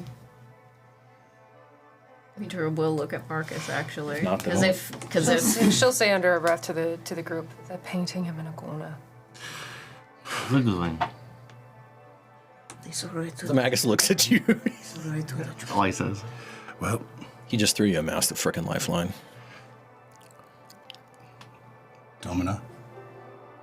Domini. I am a newcomer to Geramentum. I have seen... Lady Planner, I protest. The senior sage says, "This man is to stand trial for blasphemy, and yet we have not yet arrived there, and I am taking the advice of my own house magus, senior sage. You may proceed in the state of equilibrium, unless the senior sage would like to contest my earlier judgment." He sits back down. Thank you, Lady Plana. Don't thank me. Thank the laws that have governed our empire for nigh 3 millennium. And I thank them. I am a newcomer to Geramentum. I have lived my entire life in Pulux as a farmer. I have raised a family. I've had children. I have seen slavery all of my life. In Geramentum, I see communities working together. I see no animosity between the Kithki and the nobility, the patricians. I see fundamental joining to create a better place. And this is a possibility that could never have happened if we had allowed them to stay as slaves the entire time. They came to us. They came to us because they believed in our dream as much as we did. Now, while the magistrate says that slavery is a vital function, that literacy is a heresy because they shouldn't be able to be known, these people, these friends of ours, they show us a different way that lifts us, that inspires us to do more. And we would never have had that without them. The arrogance. The unmitigated arrogance, Domina. I will not listen to this any further, the senior sage says. Understood. That will be all.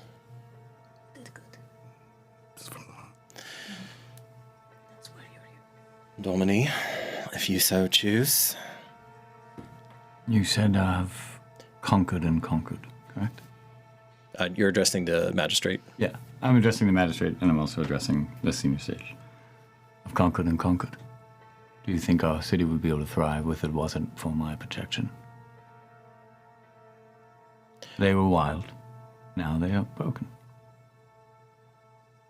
I thank you for your words, Marcus, but it is quite clear. I have a question above table Sure. first. Would Britannia know about the history, at least loosely speaking, of the foundation of Geramentum? I think we've rolled that at some other point.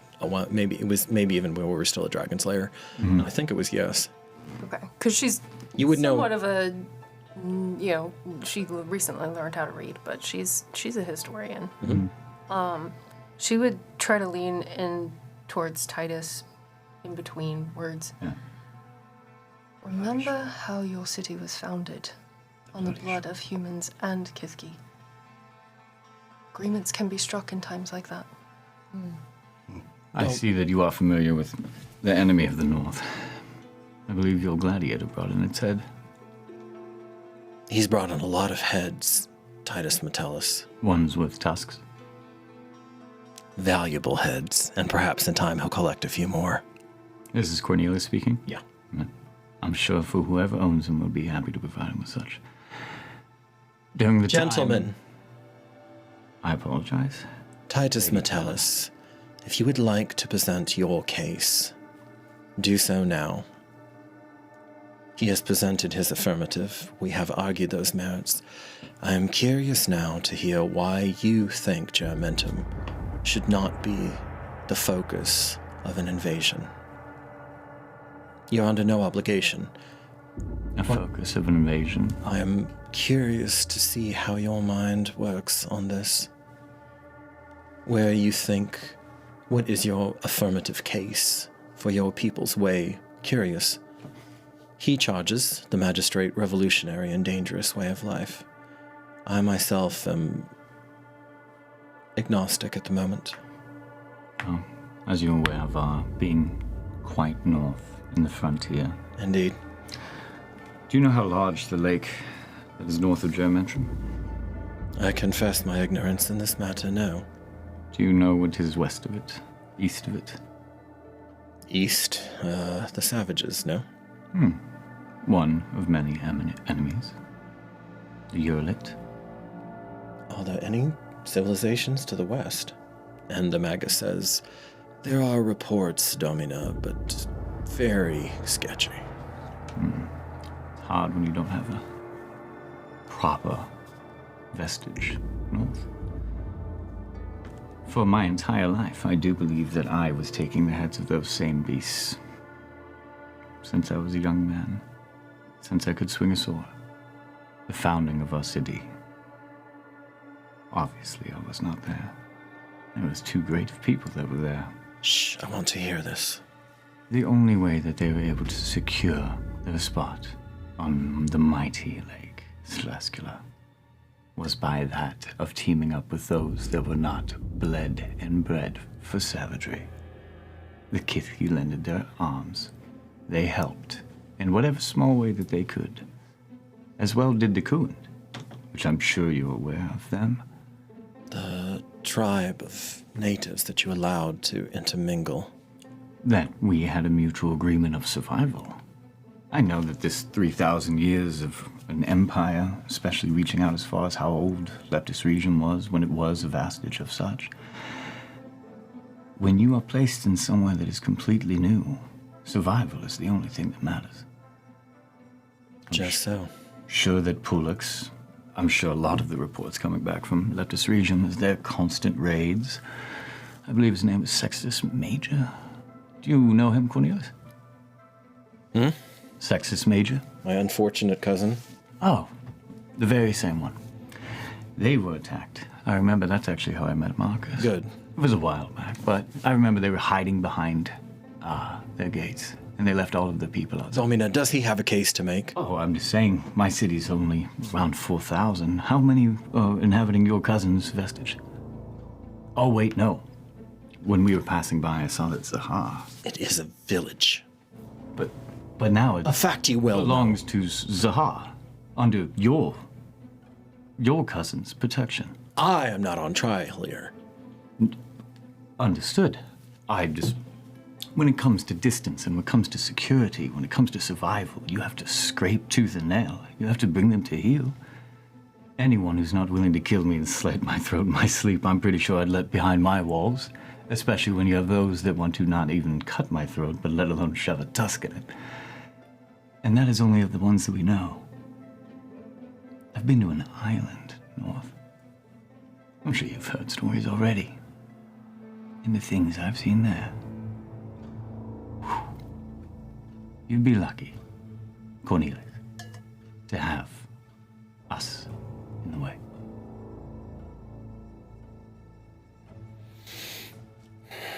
So, that being my case, is that you do what you have to survive.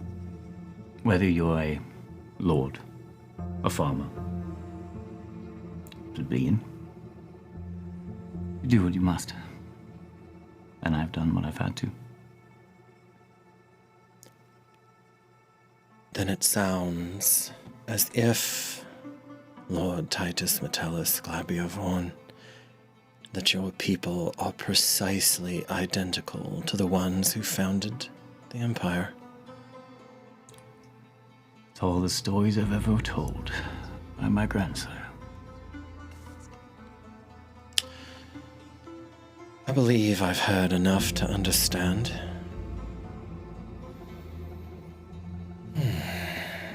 Thoughts? And her bodyguard just shakes his head. The bodyguard advisor just shakes his head. The Magus gives all of you a good long look. Well, it seems an obvious question then, Domina. Let us speak of the Harpesia flying about our heads openly, shall we? If they have been such a threat, I reserve judgment as to whether or not they are. And you, Magistrate Major, have 2 legions, which outnumber them at least 50 to 1. Why have you not dealt with this already?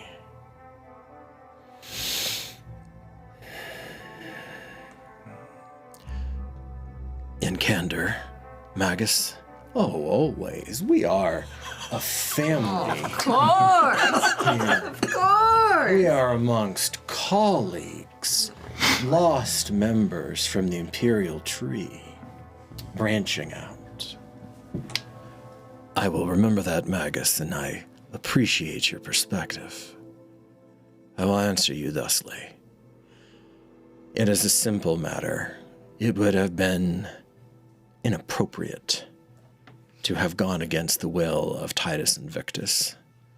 For though he may have ended his life in the hinterland, he began his life in Fang Prime, and he was by far the greatest hero of his generation.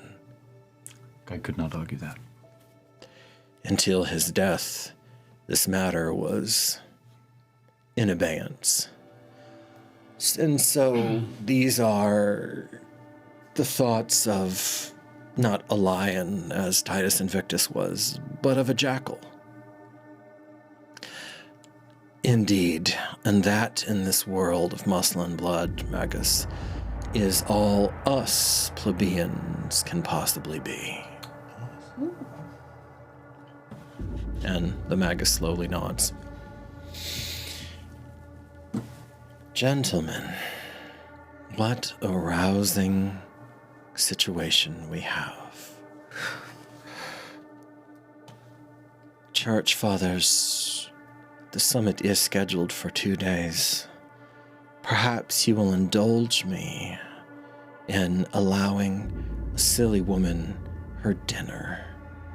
I would love to see how we all mix when in somewhat more informal environments.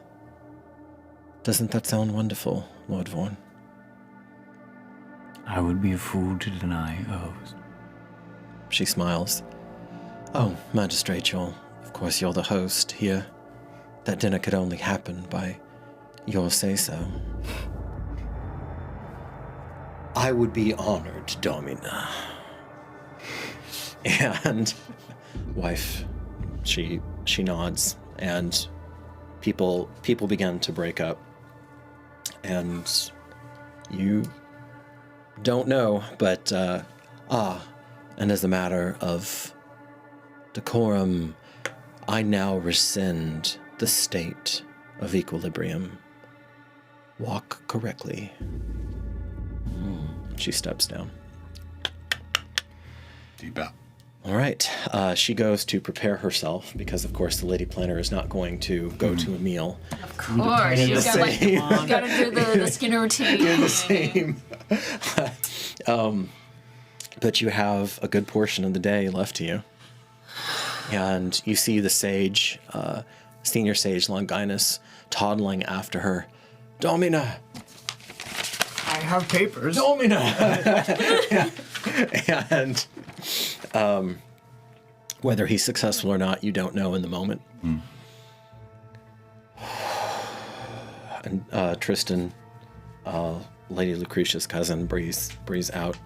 So, did we win? I think the battle has already begun. Who are you? Hi. Oh, wow. Yeah. I'm looking at his armor. He's Chinese. And he says, yeah, but you got it natural. I prefer it that way.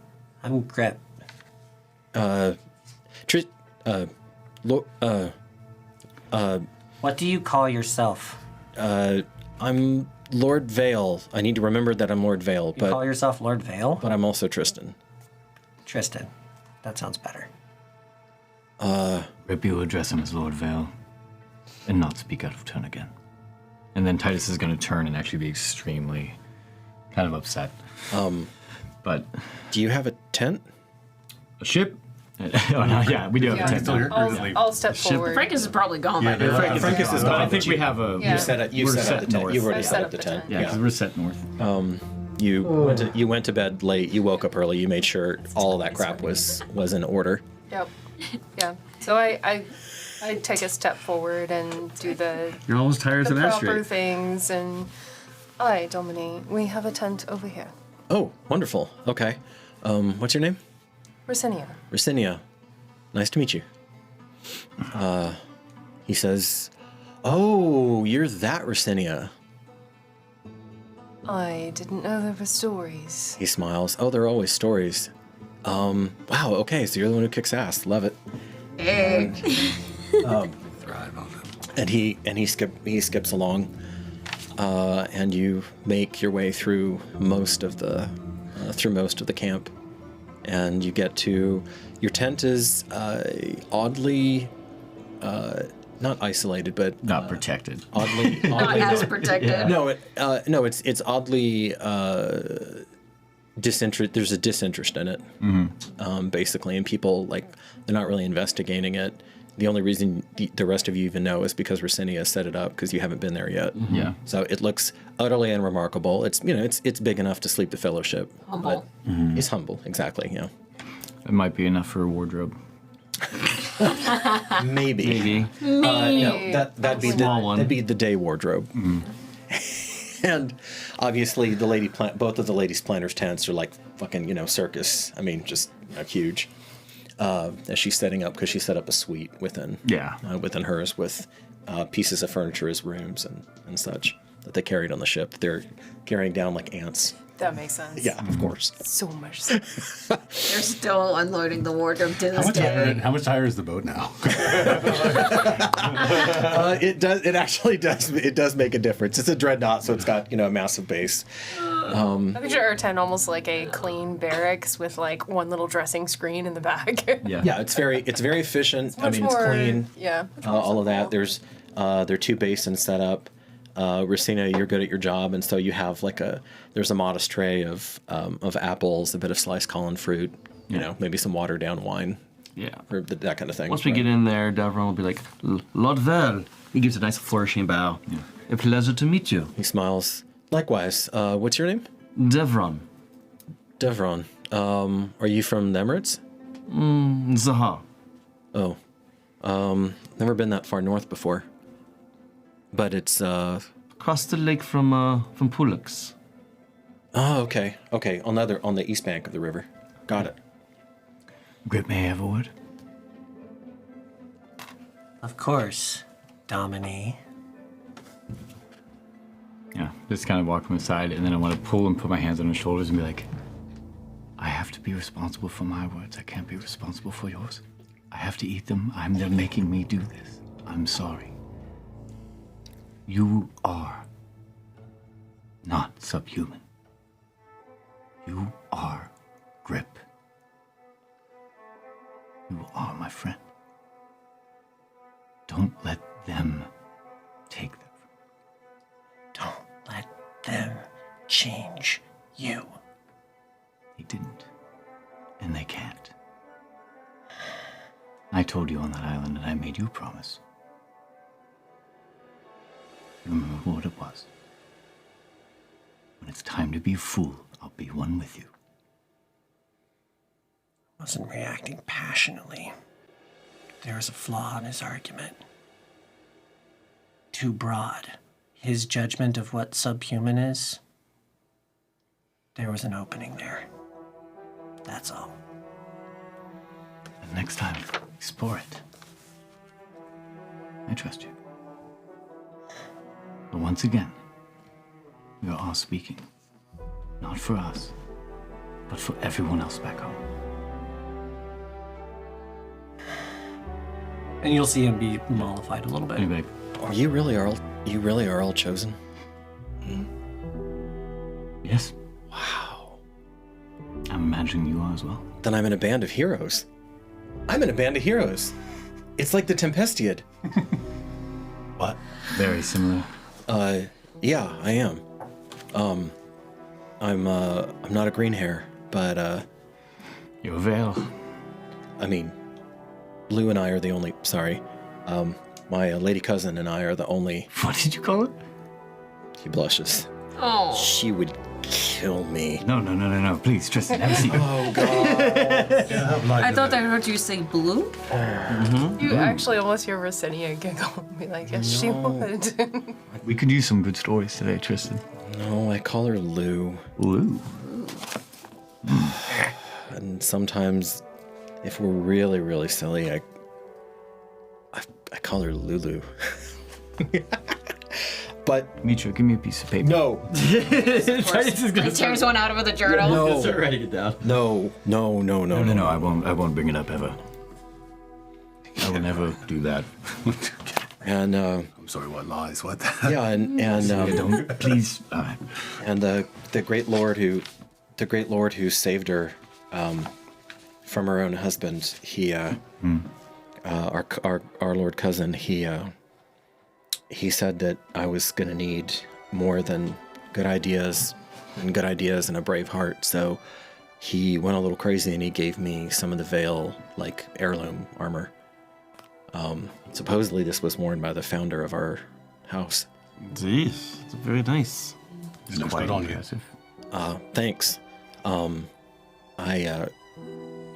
not sure if I'm supposed to tell you this or not, but she has the rest of the set coming. I'm gonna give it to her. She's kind of broader in the shoulders than I am, so I've had to. And then you see I'm like, and he's stuffed. Yeah, she's on her way. He's stuffed padding.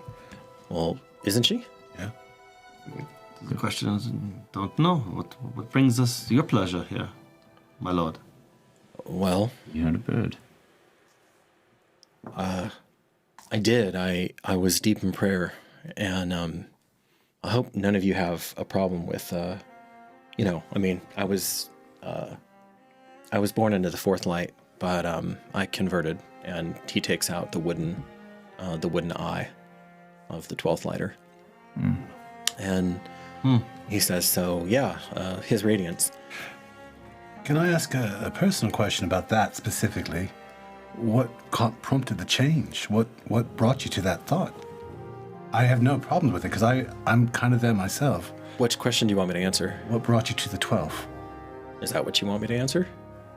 I can tell you, well, I was deep in prayer and I was debating whether or not to just keep, floating on up the river, because actually I kind of do want to see Zahar and I want to see Pollux, and I eventually wanted to see Geramentum. And I saw that there was this big hubbub and I was trying to decide, and then I heard this weird bird. And Strange bird. Actually, I don't know. No, right. okay. No idea that. So I can't really imitate, but I'll imitate it. I could have, but I don't know. I can't remember that. So yeah, I decided that I wanted to, I wanted to see if I could be of use. I wasn't clear. I'm so sorry. You said you converted to the 12s. Uh-huh. And that's what made you to convert to the 12s. Oh no, that happened a long time ago. Yeah, what made you? That's so interesting to me. Marcus used to. Really? Marcus is a big fan of. I used to be a Theology. Templar myself. Big fan. Well, it's just, I don't know. I didn't care about the gold, and I just wanted to. Yeah, it's not good to lie. I just, yeah, I heard that you were. I'm really wrestling, and I'm trying to decide where a man's worth comes from. If it comes from Helix Round, if it comes from His Majesty, if it comes from Quaelathon, if it comes from something else that I can't define. And I just knew that I was never going to be able to find the answer at home. I love home, but so I came up, and since I'm 7,000th in line to be part of the house, they didn't really care, but I'm chosen, so they couldn't really ignore me. Plus my great lord cousin. It's nice to have that freedom. I guess so. Yeah. There are benefits for such. Yeah, and so here I am, trying to figure out what the measure of a man is. You feel as though a lot of 12 lighters kind of struggle with that question. Well, they're here. This is kind of like, home base for them. Yeah, it's funny to me. I had so much disdain for the 12 flies almost my entire life growing up. And it's incredible to me how much I appreciate the ideology that they have, where they actually have to see what it is. They don't just take it blindly. From another man's mouth. Action, not words. Well, servants rather than faith. They come in orders of 12. They have to see everything. They have to see it physically with their own eyes. And to me, that's much more honest. I mean, magic is magic, and enchantment does its thing, but faith is also faith, and it's been proven. And by mine.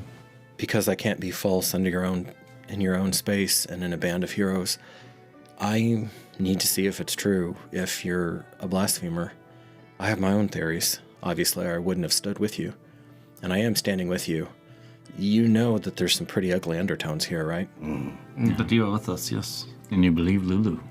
I told you he was going to do it. Sorry. I didn't understand how bad it was, and I'm not entirely sure. I don't know if you could feel it. Sorry, I don't mean to condescend. She told me that you weren't as refined in your usage and sensing of Dignitas as someone who was born in Fang Prime. She's not wrong. So you don't know. Maybe it's not my story to tell. Make a persuasion check. Okay. Well, he's rolling. Anna Marie Rogers donated $9.99. Oh, Saying all the players are in top form tonight. Aww, thanks, Mommy. It's very sweet. You've made quite a sacrifice and such by being with us already, I would assume. Yeah. Persuasion? Oh my god. Well, that's still pretty good. A 9. 2 on the die. Pretty good for 9. Okay. He says this one's gone. He says, "Well, there are some things that aren't my story to tell. Sorry, but Do you like to hear our story? Yeah. You like the Tempestuous? I love it.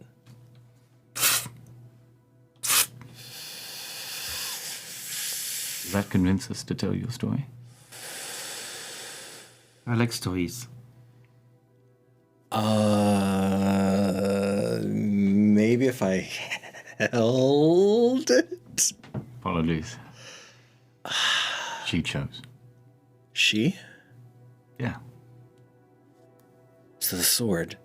Concord. It really. She really speaks. From what he's told us, anyway. Can you say something? Maybe. I think that she would say something along the lines of you're in the right place with the right people. Roll again. That's all I was trying to do, please. Come on. So resisting. Okay, that's better. 14. Hey. 7 and 7. Oh, yeah. We've been debating all day. and the DC is lower this time. Thank God. You don't even know that your own Dignitas has grown, do you? I felt it'd be lost before. But it's And because I didn't speak up for myself.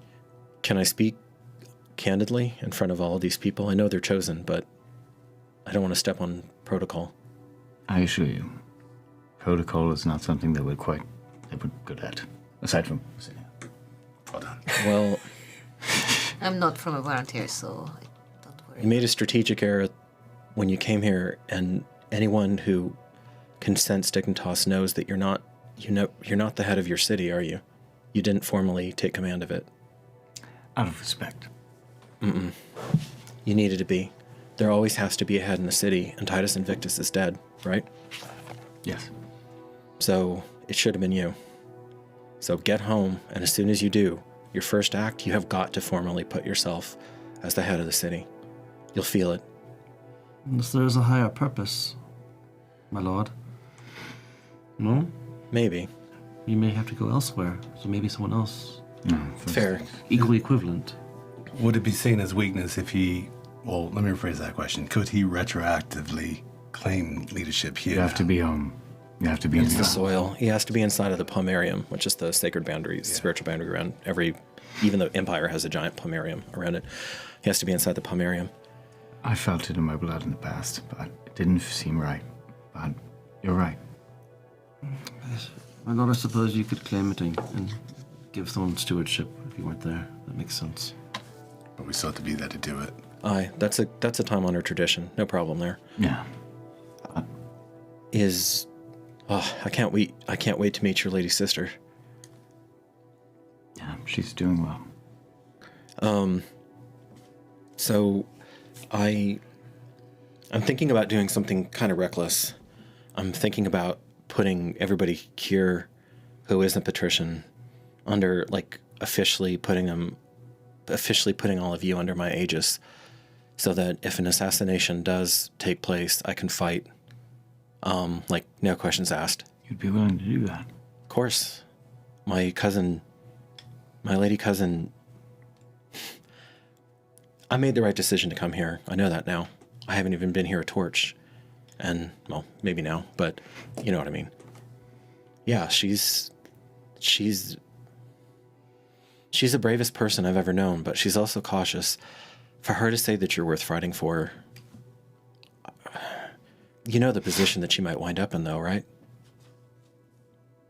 If that up-jump pleb has his way, then you get invaded, and if he has a brain in his head, he'll put her at the head of the military, at the head of the Legion. I know. She's a brilliant tactician, too, Titus Metellus. She survived the North. I still can't believe it. I want to see her. I read her letters. But I understand she survived, yes? And then some. That's crazy. And that's really insane. She should have been dead, even her. Not even as a chosen. I think we all probably should have at some point. But yes, it's hard to imagine. So I like to not imagine it. The magistrate's major is desperate enough to try something crazy. And he's probably offered, I don't like thinking this way, but it's important.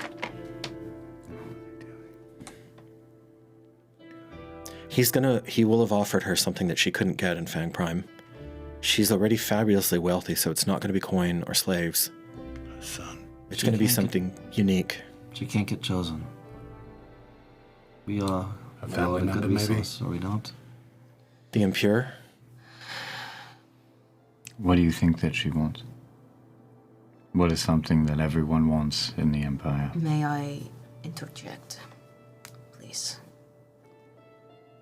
The daughter seemed to eye you in a way that seems like she could gain something. She's made that offer. Yeah, she was sizing up as a husband. Mm-hmm. She's made me that offer. And? She did? Oh, sorry. You said no? Said nothing of the sort. Well, it doesn't matter in the long run. What do you think that she wants? What do you think that he offered her? We're not speaking of what she offered me. Well... Because, I'm sorry, but an iron-fisted flag holding a whip doesn't really ring true to the quickest alliance, to a free city. You have faith.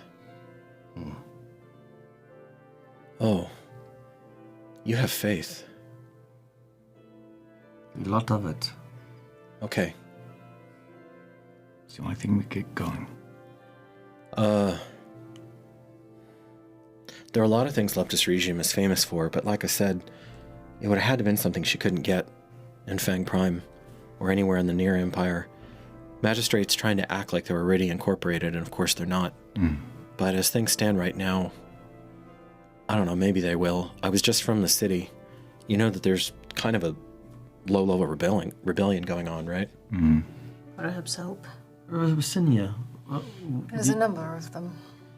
is there something in the city that would be worth, if they go after us, they will whittle down many of their resources, weaken themselves. So The Empire wouldn't. not the Empire. Leptis will be Leptis. with the Empire. There are conditions. If they declare us an enemy, then they also become absolved within the Empire to then have the right to attack. He promised her something amazing even to get that petition for Nephis through. Even What to do they get have over here. that Leptis or that Fang Prime doesn't as far as the other than the Impure? The river. Rosinia, I'm going to give you a history or investigation check. Yay. Because you are a native. You were born and bred in Leptis Regium, aren't you? Yes. Yes. Yep. You can do it at all, or moraled at all? Moraled? Inspiration, morale, stuff like I think that. so, unless... You want to not give that her, I know. because you do still have The One inspiration. Yeah, go for it. Okay. Is it a morale? Yeah. It's not a morale, but it's just a straight. So you roll with Whole advantage. inspiration right there. basically. Oh, Yeah. nice. One whole Okay. inspiration. So go ahead and Sounds like erase an that. important- That's my gift to you. Yeah. All right. History, Yeah. Or investigation. dirty 20. Wow. Haha. Thanks to inspiration. Good. That was a good use of the roll. Go for it. Good roll for it. That worked. So you were. Seemed important. There is a danger, like, you know that you have to think of this you have to approach this from a certain angle, Rosinia, because trying to get into that woman's mind and decloak, her intentions would be essentially impossible. And I probably have tried to do that before. But you're looking at it from the other end, and you're looking at it as someone who is native to the city. And you have heard, and you've probably read pretty extensively about Fang Prime. I mean, it's natural. It's the capital of the empire. And its gloriousness and all this, and you're like shuffling things around. And even with a 20, like it takes you a couple flickers to you're like, no, I've got plenty of this, plenty of coin, plenty of slaves, plenty of gladiators. Okay, I'm pure, but yeah, they've got the college of mysteries over there. There are more and more of them over, because you know that from your ally Evander in the annex here. You know that more and more of them are popping up every day. And then it comes to you. The combination, the intersection that literally only exists in Leptis Regium. It can only be one of two things. One are the bizarre nodes of power beneath the city that you have heard Adrian call bones of the earth before. And that is quite a thing, because that is where your murderous shape-shifting friends came from. Oh. And See it. No, you don't. and Bitch is all about bones. She doesn't like any of them. It's great. And the other thing that comes to mind is the intersect. So that's one literal intersection, because that's basically Ley multiple intersecting ley lines, like a serious place of power. Like a hub. A hub, yeah. That's good, Corey. Okay. Similar to. And then the other intersection that you think of, it's a little absurd, and it takes you a second, but you're like, oh, okay. You know what they don't have? They don't have gladiator will workers. And you have impure, who are gladiators, and a lot of them. That doesn't exist. That would up the. That absolutely could be a strike force that does not exist in this world right now. A whole mess of combat-trained sorcerers. Wow. All right. Yep. That is a hell of a shock troop. I'm gonna basically relay that. Okay, so yeah, Rosinia speaks I'm her not mind. gonna hide either one of those. All right. His eyes kind of wide when you talk about the bones of the earth. Apparently, this is news to Tristan. They are quite powerful, and they are hidden within the labyrinths of the sewers. And remember that your lady, as her final act, basically collapsed that area that was leading to them, because she did not want other people mucking about with them after they had captured her, and you rescued her. Exclusive access to that would change a lot. Who knows about him? Not many. You, Vale, Adrian, The upper echelon. and then the magistrate major did. Yeah, he got a report, because by the end of that whole thing, one of his guys got eaten and replaced. Remember? Mm-hmm. So the one who almost killed you and betrayed Lucretia. What do these bones do? The power nodes of mana within the land. Similar to the one in Geramentum? I don't know of one in Geramentum. I don't think we know of one in It there. might be similar. I mean, I don't think They're not bones, power lines. So He looks at you. You mean of like the Bones are river? just a name. the river. This is another name for the river. There's a place of power in Germentrum, yes, but I don't know if it's the same. Well, if there is, you don't want to talk about it. Yeah. Probably should have been bones of the earth. So maybe she brings a bunch of bright metal down there that she doesn't officially have and enchants it. Okay. Or selective people. that she would train. So- Either way, she could essentially raise a special force army that she would lead. Oh, with the impure gladiators. With her tactical mind, she would be unstoppable. So no Not matter to what. mention, she is probably the most powerful chosen alive at the moment. You think the Lady Planner's chosen? Oh, wait, this is for the Lady Planner? Yeah, I yeah. thought this was all like a gift to Lady Vale. Oh, no. In a military might. Oh. No. Ah. Sorry if I wasn't Okay. clear. Let me stand- back my brain up. Your point stands, though. Yeah. Yeah, either way, the point still stands before he said. The Lady Planner, though, has her eyes set on her generation, not hers, but her lineage to take the throne, no? I think she has an idea. Having additional armies with powerful mages would be one way of securing that. Probably. Just seems to want more power, and that's all that's. That's all That's all any I see patrician anyway. in Leptis Regum and Fang Prime desire. The question More is, power to get to a higher position. She's all about the And to highest have you the can go, ultimate though. power. No, she's not. How much higher can she go as the Emperor? right-hand woman of the Emperor? The Emperor. About as high as she can go, though, right? There's not much higher. Yes, so everything she's doing is to angle her daughter, It's not for her. her line. It's about legacy. Of course. You get as high as you can get, and then you position yourself so that your children and your children's children can climb higher than you. Do you think it's true that her grandmother was actually a slave? Absolutely. Yeah, slave to Empress. Well, that would be amazing. She doesn't strike me as the kind of woman who lies directly about her past. I've never She heard does that strike before. me as the kind of woman who would extinguish any other house in Fang Prime, Agreed. I second that. including Vale, Survival, definitely hit. including Vaughn, Zosh. Anything from the Gradient, so it'd only be Tornix left. My mentor, Indra, above table, was a slave from the Emirates. Do I know anything about that history? From the Emirates? What part? Probably. What part? The about the Lady Planner's grandmother being a slave. Yeah, actually, go ahead and roll. See if you can confirm that. You have that proficiency for a reason, damn it. Right, use the history roll. Yeah, use it while you got it. Nope. Okay. So unsure. Never mind. So the question is, do we offer more than that? I don't think we can. I agree. I mean, we were already present. Do you hear the signal she was sending you, though? She told you chains to linen, linen to silk. She told you that. She said that in public. That's got to mean something. She didn't have to say anything. And her magus is basically kicking the magistrate major in the balls. Sorry. That is true. She was dangling several helps towards you. Perhaps she wants us as an ally. She wants us to go in one direction very clearly. She does not want a patrician to be labeled as Nephis. But to what end? That is the Do it question. to where I give my eyesight so that I can see clearly. Cool.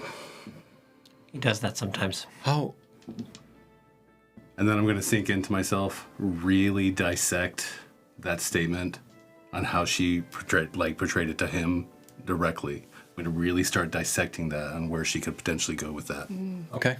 Okay, that'll take you a second as you replay the scene in your mind again and again, and you feel your goddess leading you along certain pathways as certain other images pop up.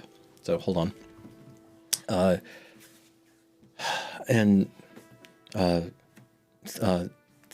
Forgive me, cousin, but why do you? Did you get waylaid? I can help. I'm more than happy to. I got plenty of coin. What do you mean? We're close. He blushes a little bit.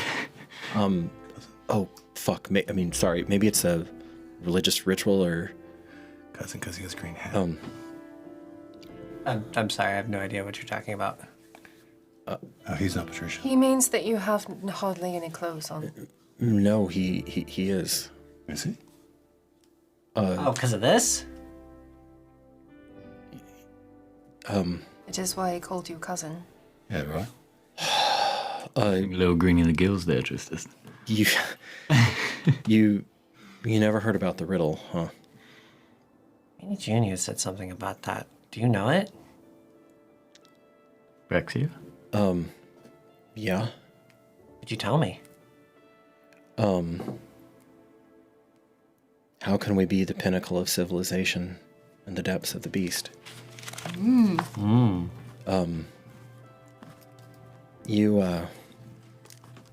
Yeah, sorry. It'll come to me. Yeah, you're, Yeah. Well, that's how... grip, right? Yeah. That's how the Empire started. Yeah. And Oh, gods, I didn't... I mean, it's okay that you know, right? I mean, I just kind of assumed that you knew. That I knew what? It's always best to assume That you I- know nothing. That this is from Link to Greatest... That he had green hair? I knew that. That anybody with hair and scales like yours, that you're directly in his line. Wait, whoa. That's the founder. He had scales? Yeah. Was this the founder of the Empire? Yeah, it's part of the hidden... It's They always only ever spoke of the part of the hidden history. It got burnt, revised by the church, but it's in our archives. Mitu's immediately writing these Fully down. Immediately writing these down. It's here, it's done, it's out, let it go beyond.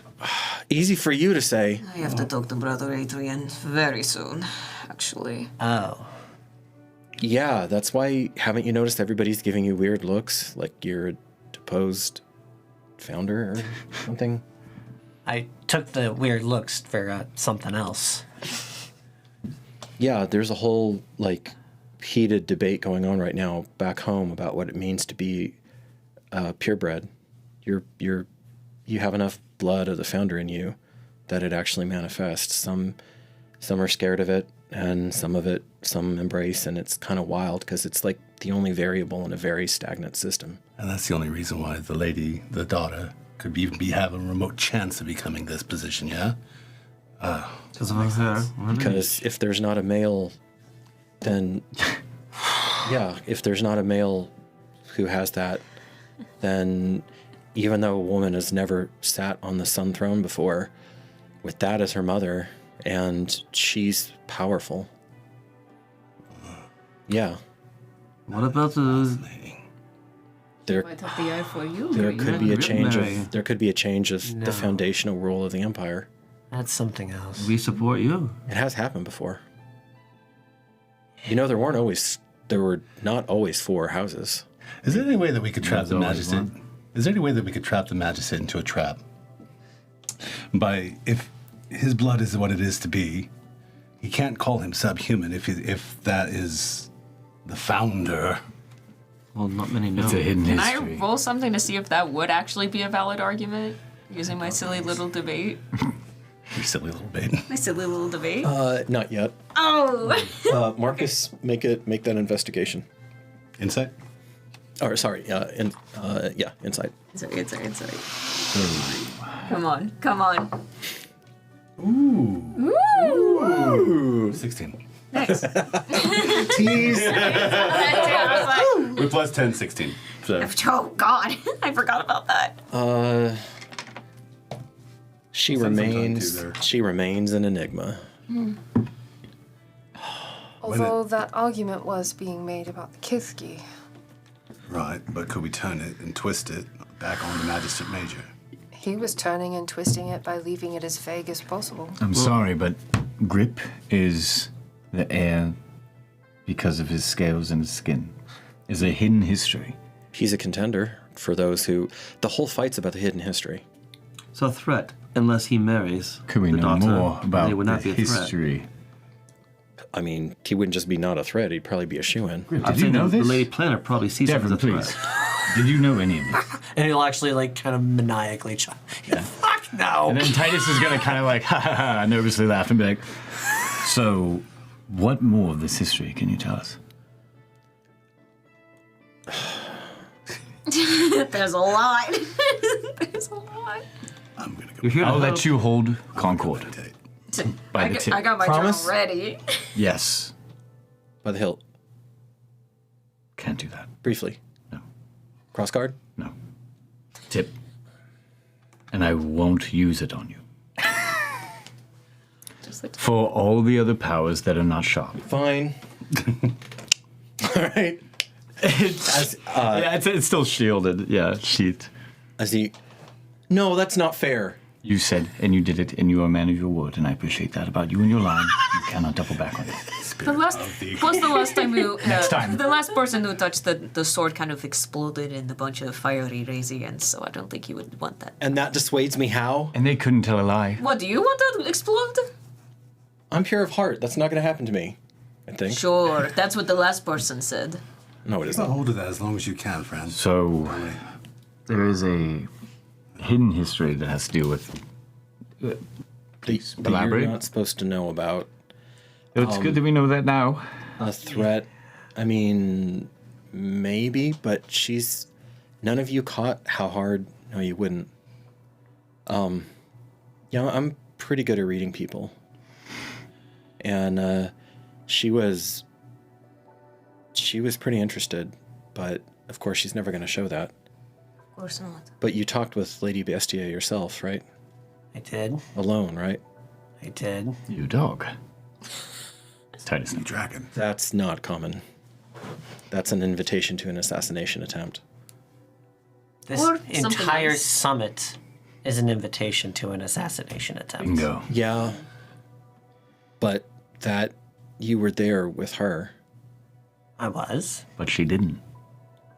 No, the expectation is that one of you would kill the other.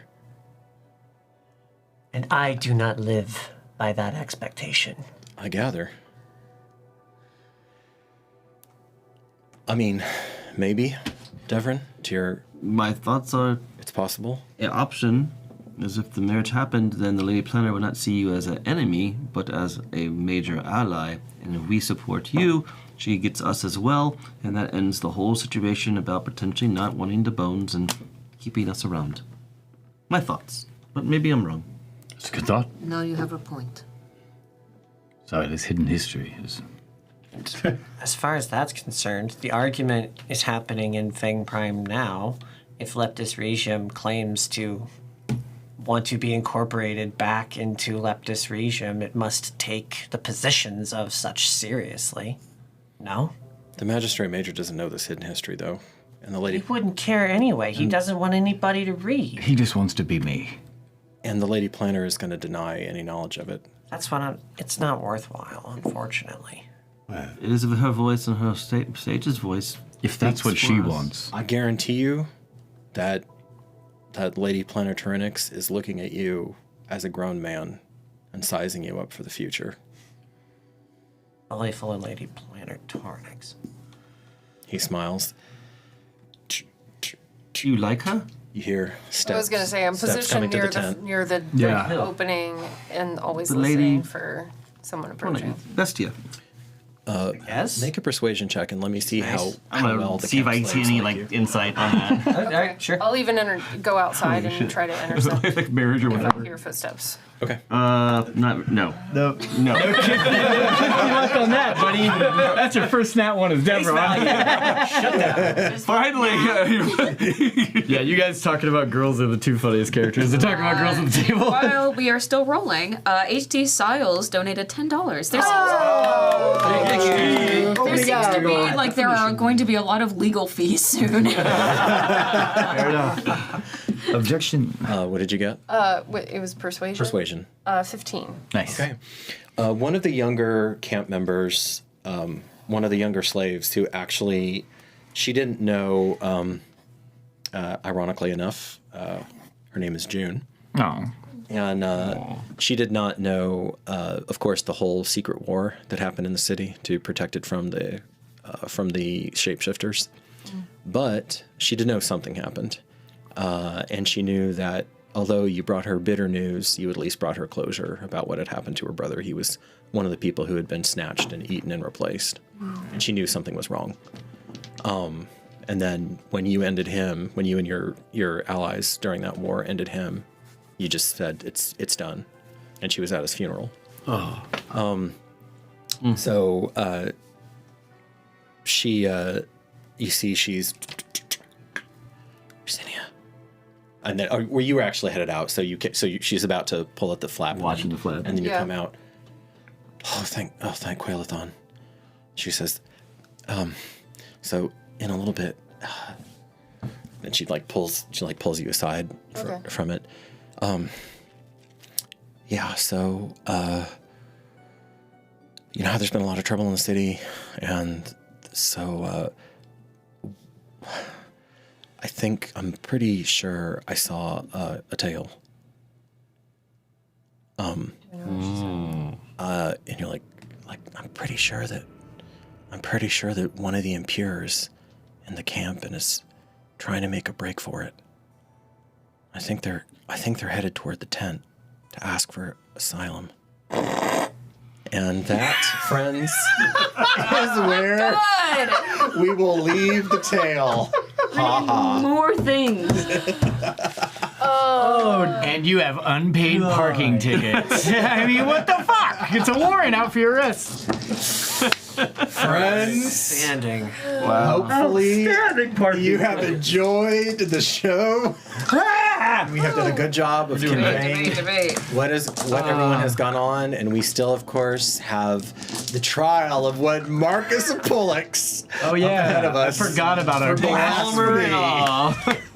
So, as you go on about your business out there, stay safe, stay curious. Let us know who you thought was the MVP. And please come join us on Discord if you haven't already, and strike the convo there. Take care. We will see you next week. Live. Bye.